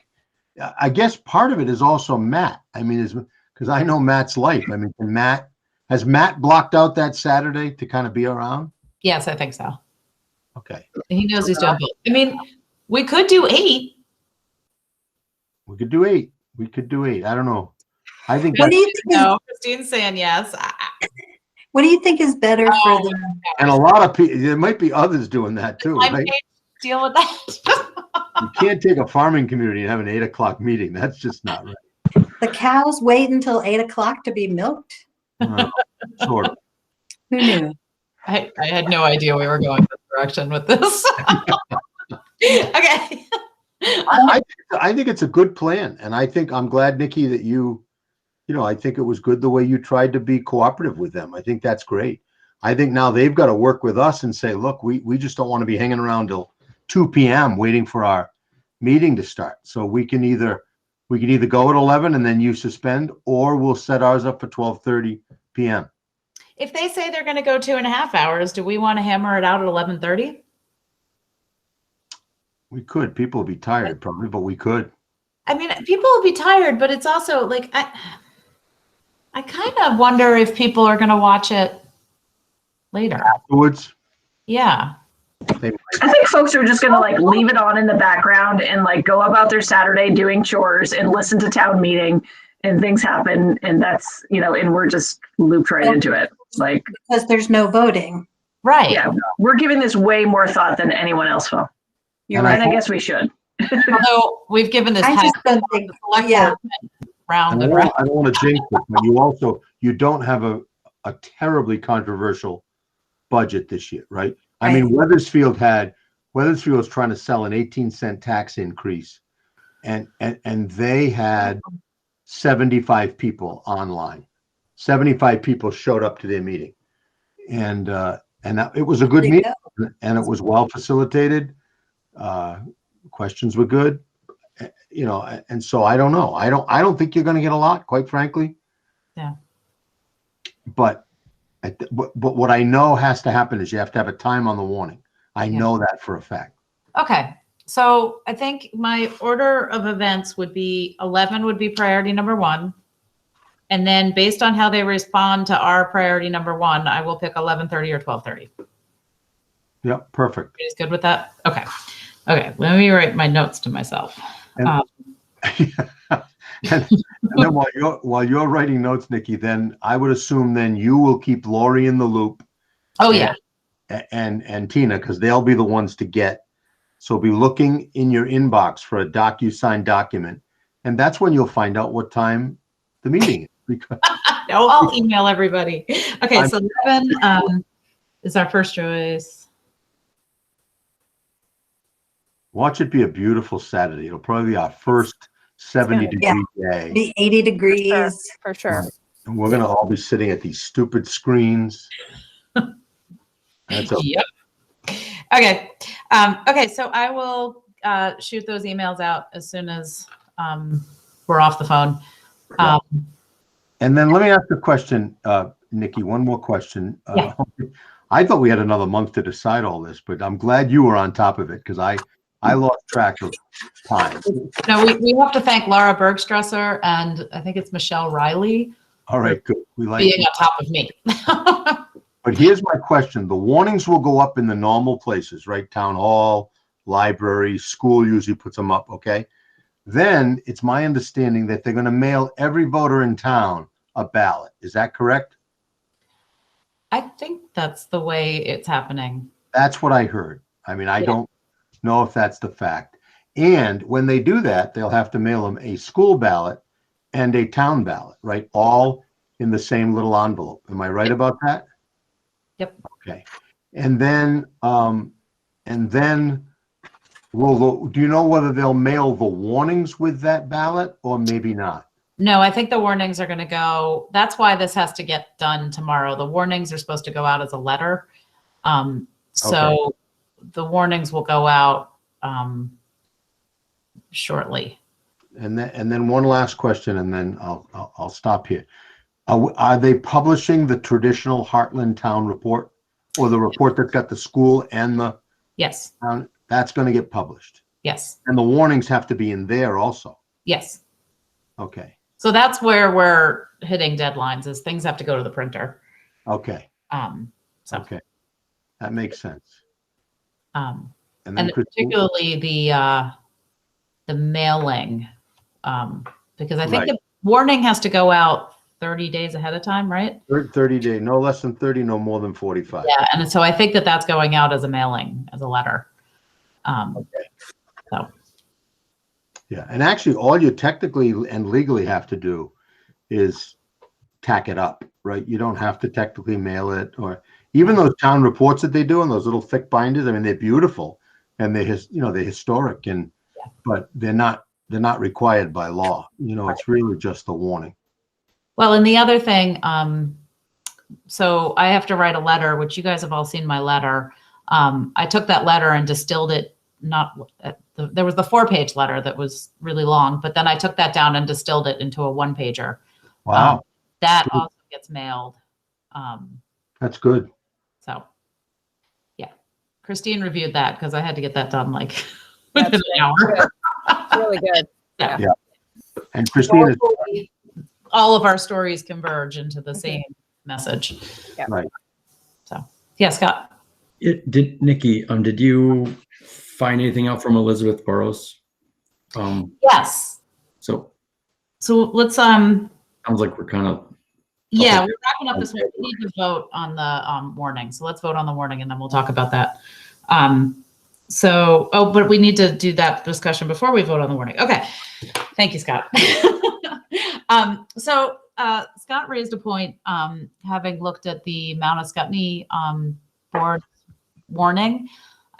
Their school directors got approved new amounts this year. And I don't know if, David, do they do that warning every year, or the amount that the stipends for school directors? Yes, usually on the floor. Okay. But Okay. this time everything's Australian. And I guess right now then, if we're not voting for that on the floor, that's coming out of the school budget. Is that correct, Christine? So we get $500 out of the school budget for each of us. I believe that's correct. Yeah. Yep. So Scott raised that. So Mount Escutney board members are getting $1,000, and the chair is getting $1,250. I don't know how long we've had the $500 stipend. Scott, do you? it's just been there as long as, definitely been there that way as long as I've been a board member. At least 10 years. 9. Yep. 9. So yeah, so a long time. And Scott and I were talking earlier today that particularly I was running the numbers for Scott in my head. That doesn't even cover his mileage to to sign the manifests and everything like that. And then I was talking to Elizabeth Burrows, and way back when she was getting, West Windsor was doing stipends of $100, and she was having to hire babysitters. And like that $100 when you're hiring babysitters for at least 12 meetings a month, more like 24 or 30 or 36, or not a month, a year. That doesn't go very far. And so I ran the numbers for me, and I'm averaging like 5 to 7 meetings a month. It's like $8 a meeting. And it's just, you talk about, it's an equity issue. It's,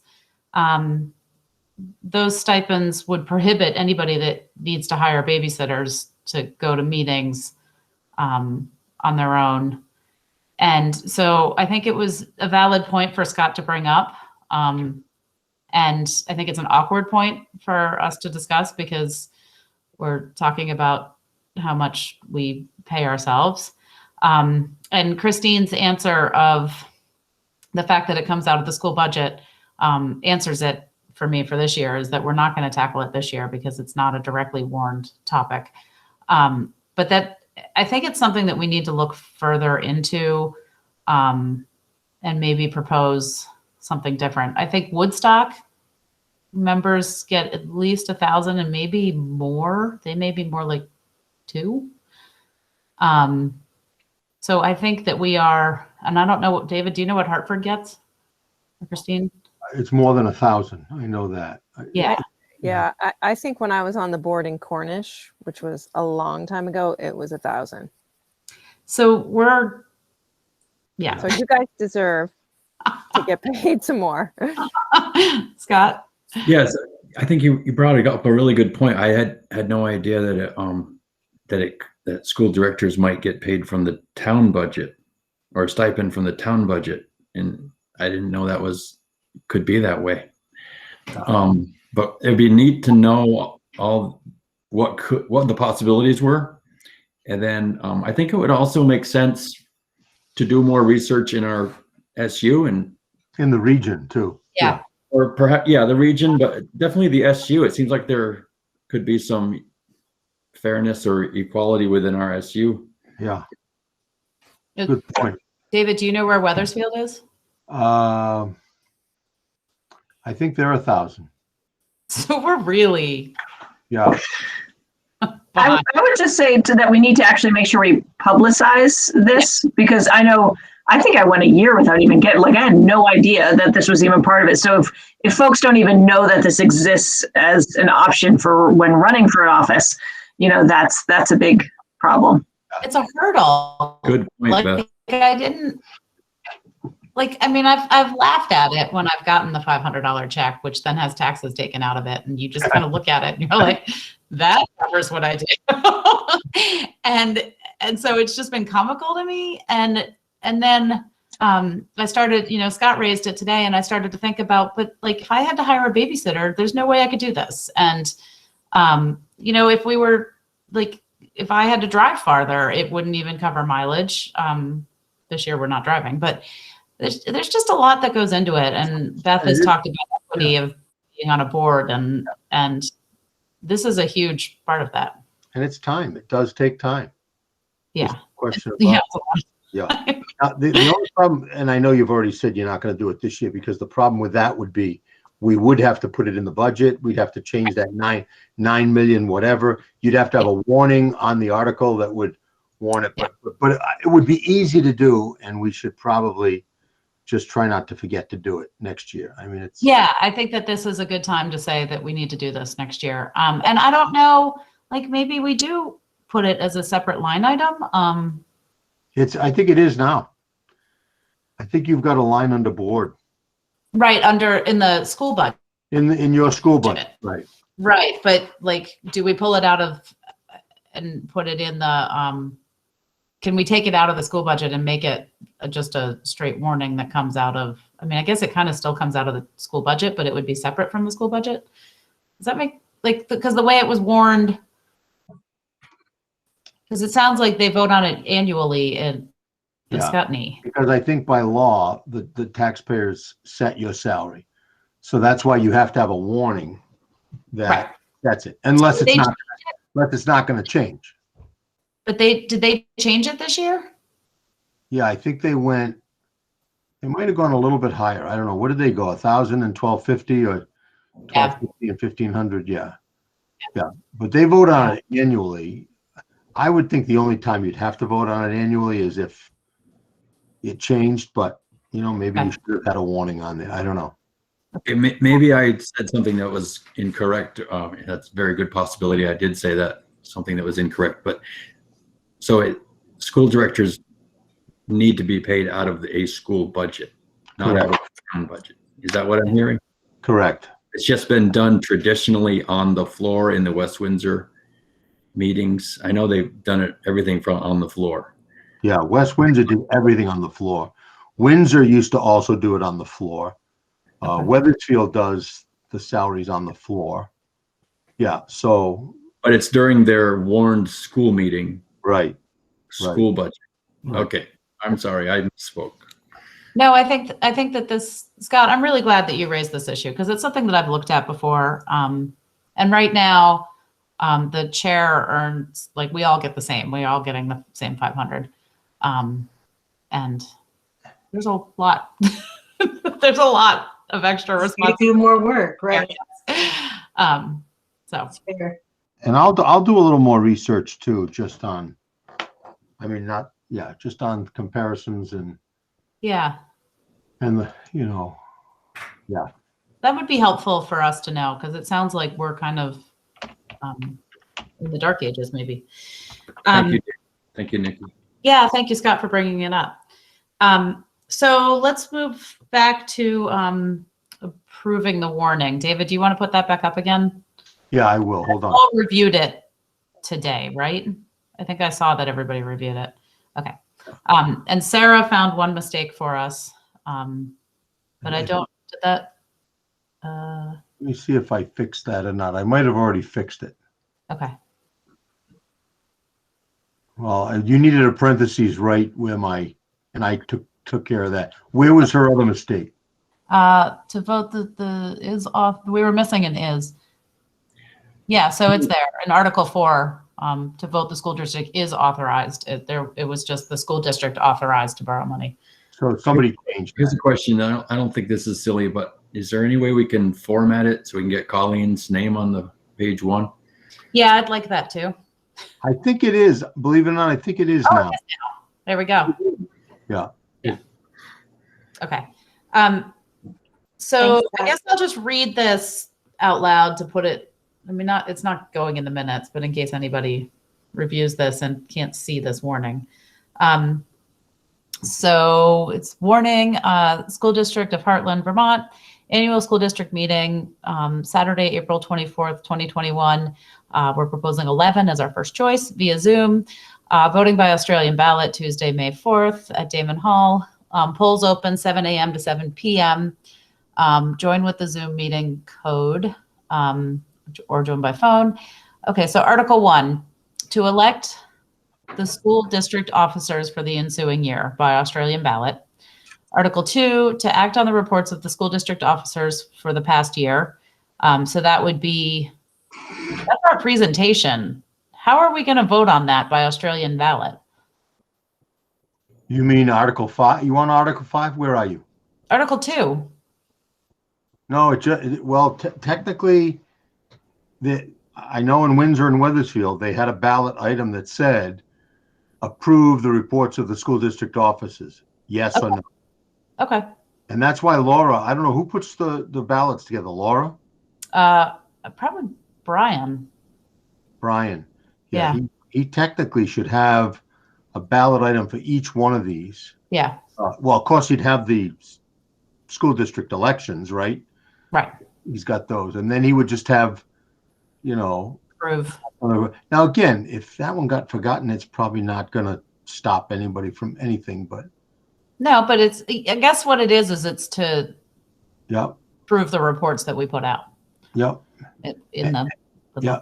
And then Article 3 would be the same thing. He would have a ballot item on there. Shall the voters of the school district pay taxes, blah, blah, blah? Yes or no? That one makes more sense to me. Okay. Just because, go Scott. Yeah, Article 1.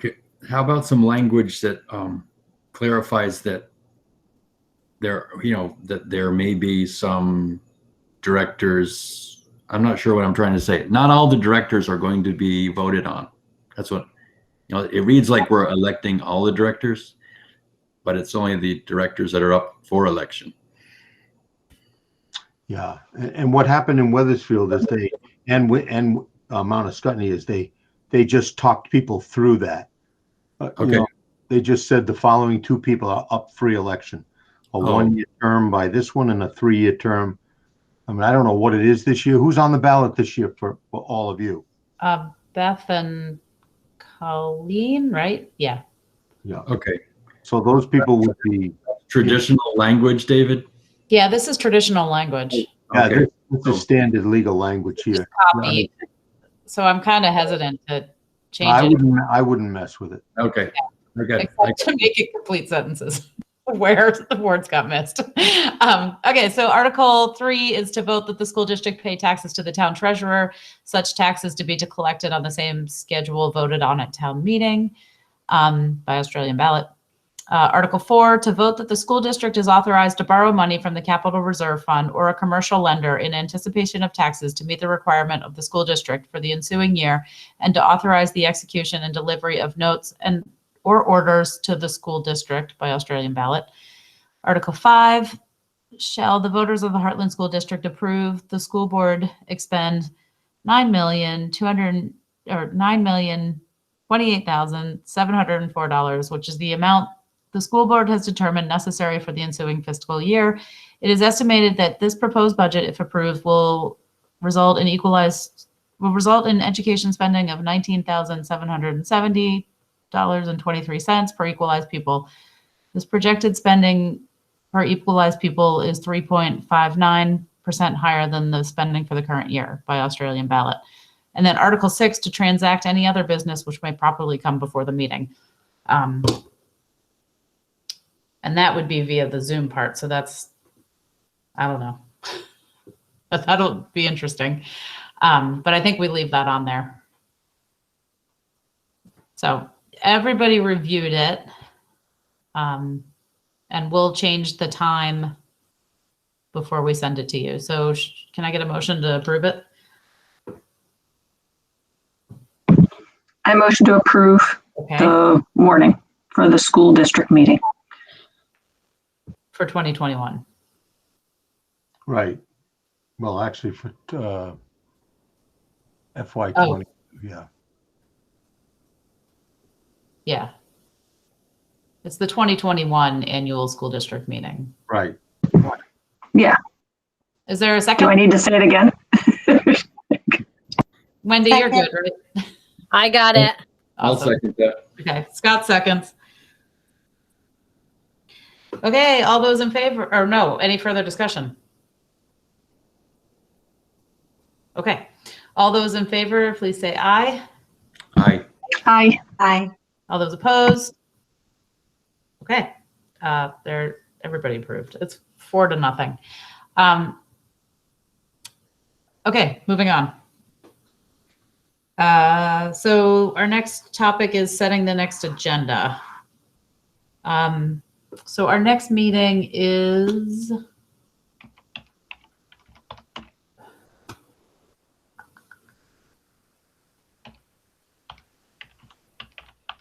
April 19th would be our next meeting. Does that jive with does everybody agree with me? Yes. Okay. Let me stop presenting. Oh, yeah. So what date again? The 19th? April 19th.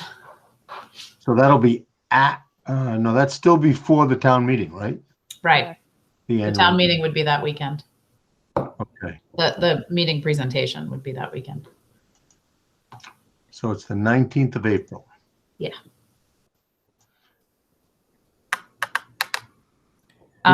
You've traditionally been what, the third Monday? Yeah. Yeah, Okay. I believe we're the third Monday. Okay, good.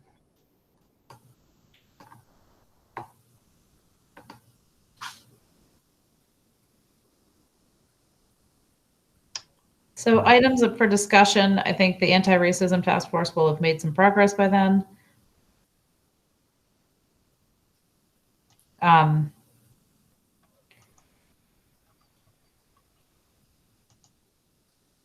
just had a thought and it went right through. You wanted to, Nikki, didn't you want to discuss some work management for you? No, that's at the next task force meeting. Okay. Yeah, no, we're good. David and I can give you a recovery update, Right. recovery plan and restructuring updates. Yeah. I'd like to know more about the woods. And I don't know if there's time in the next month to meet with those people, but I think that's a good topic to hear about as soon as you have more information. Okay. Yeah. I'd also like to know what the priorities were, but I think that'll be part of the recovery plan and restructuring. So what the priorities were out of the SU. Yep. Hopefully we'll be able to fill that in. Yeah.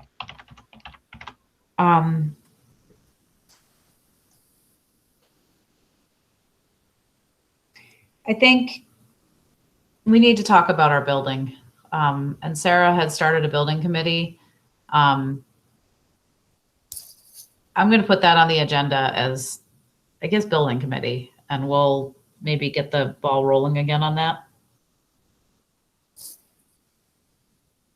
And I think what Christine had presented to me was that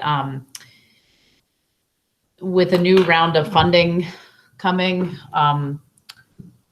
the term shovel-ready projects are the ones that are going to get the funding. And we have known forever that we have issues with our building and we don't have a plan. Right. And so we need to make some progress with that. Is there still a plan to move the office?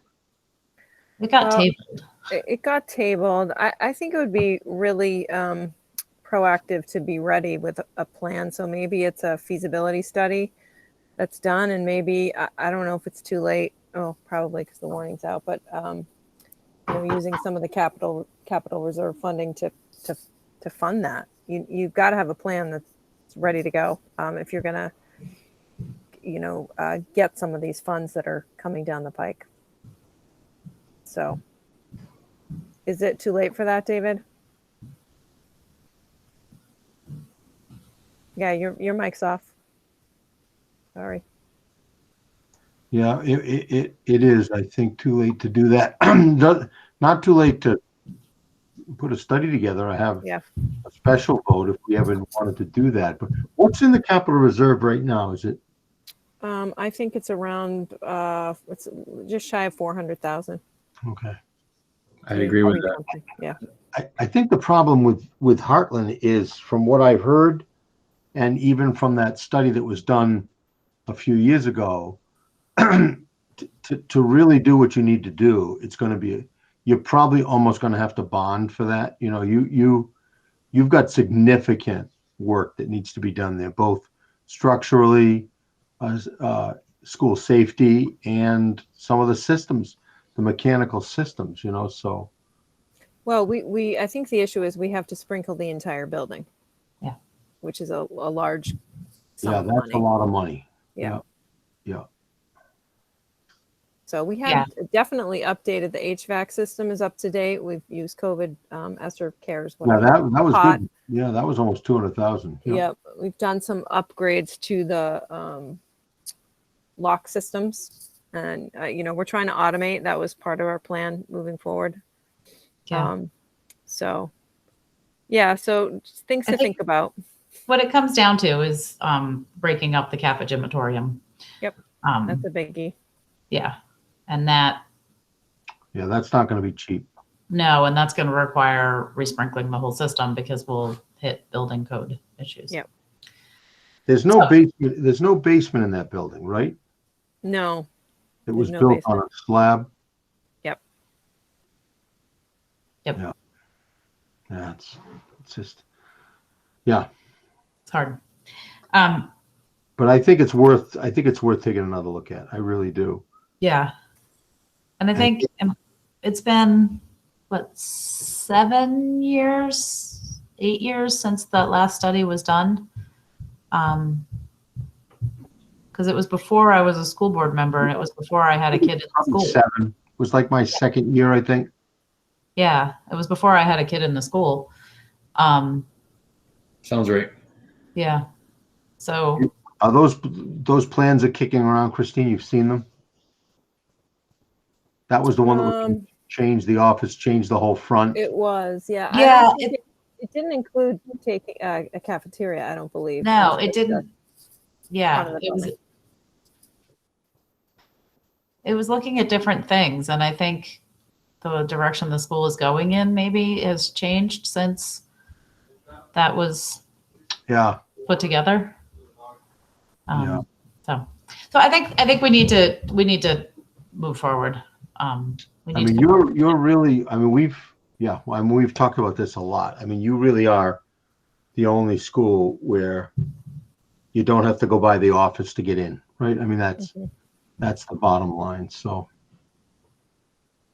but I mean, you've taken care of some of that with the different security systems and locks and buzzing in, but it's still, it's not good.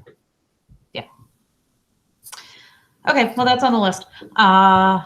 Let's see. Nikki, do you think you'll need to have anything on the agenda for just town meeting in case you have any last minute stuff? Yes, I think we should have. Okay. Yeah, thank you. We should put town meeting on there.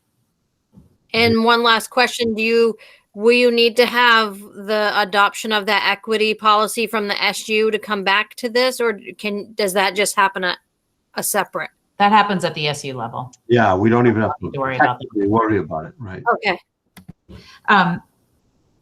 I would like, so this, Hey, a quick thank you for Wendy, because a few minutes ago when she reminded me that was in, I had not had a chance to look at the SU warning yet agenda, and Wendy had.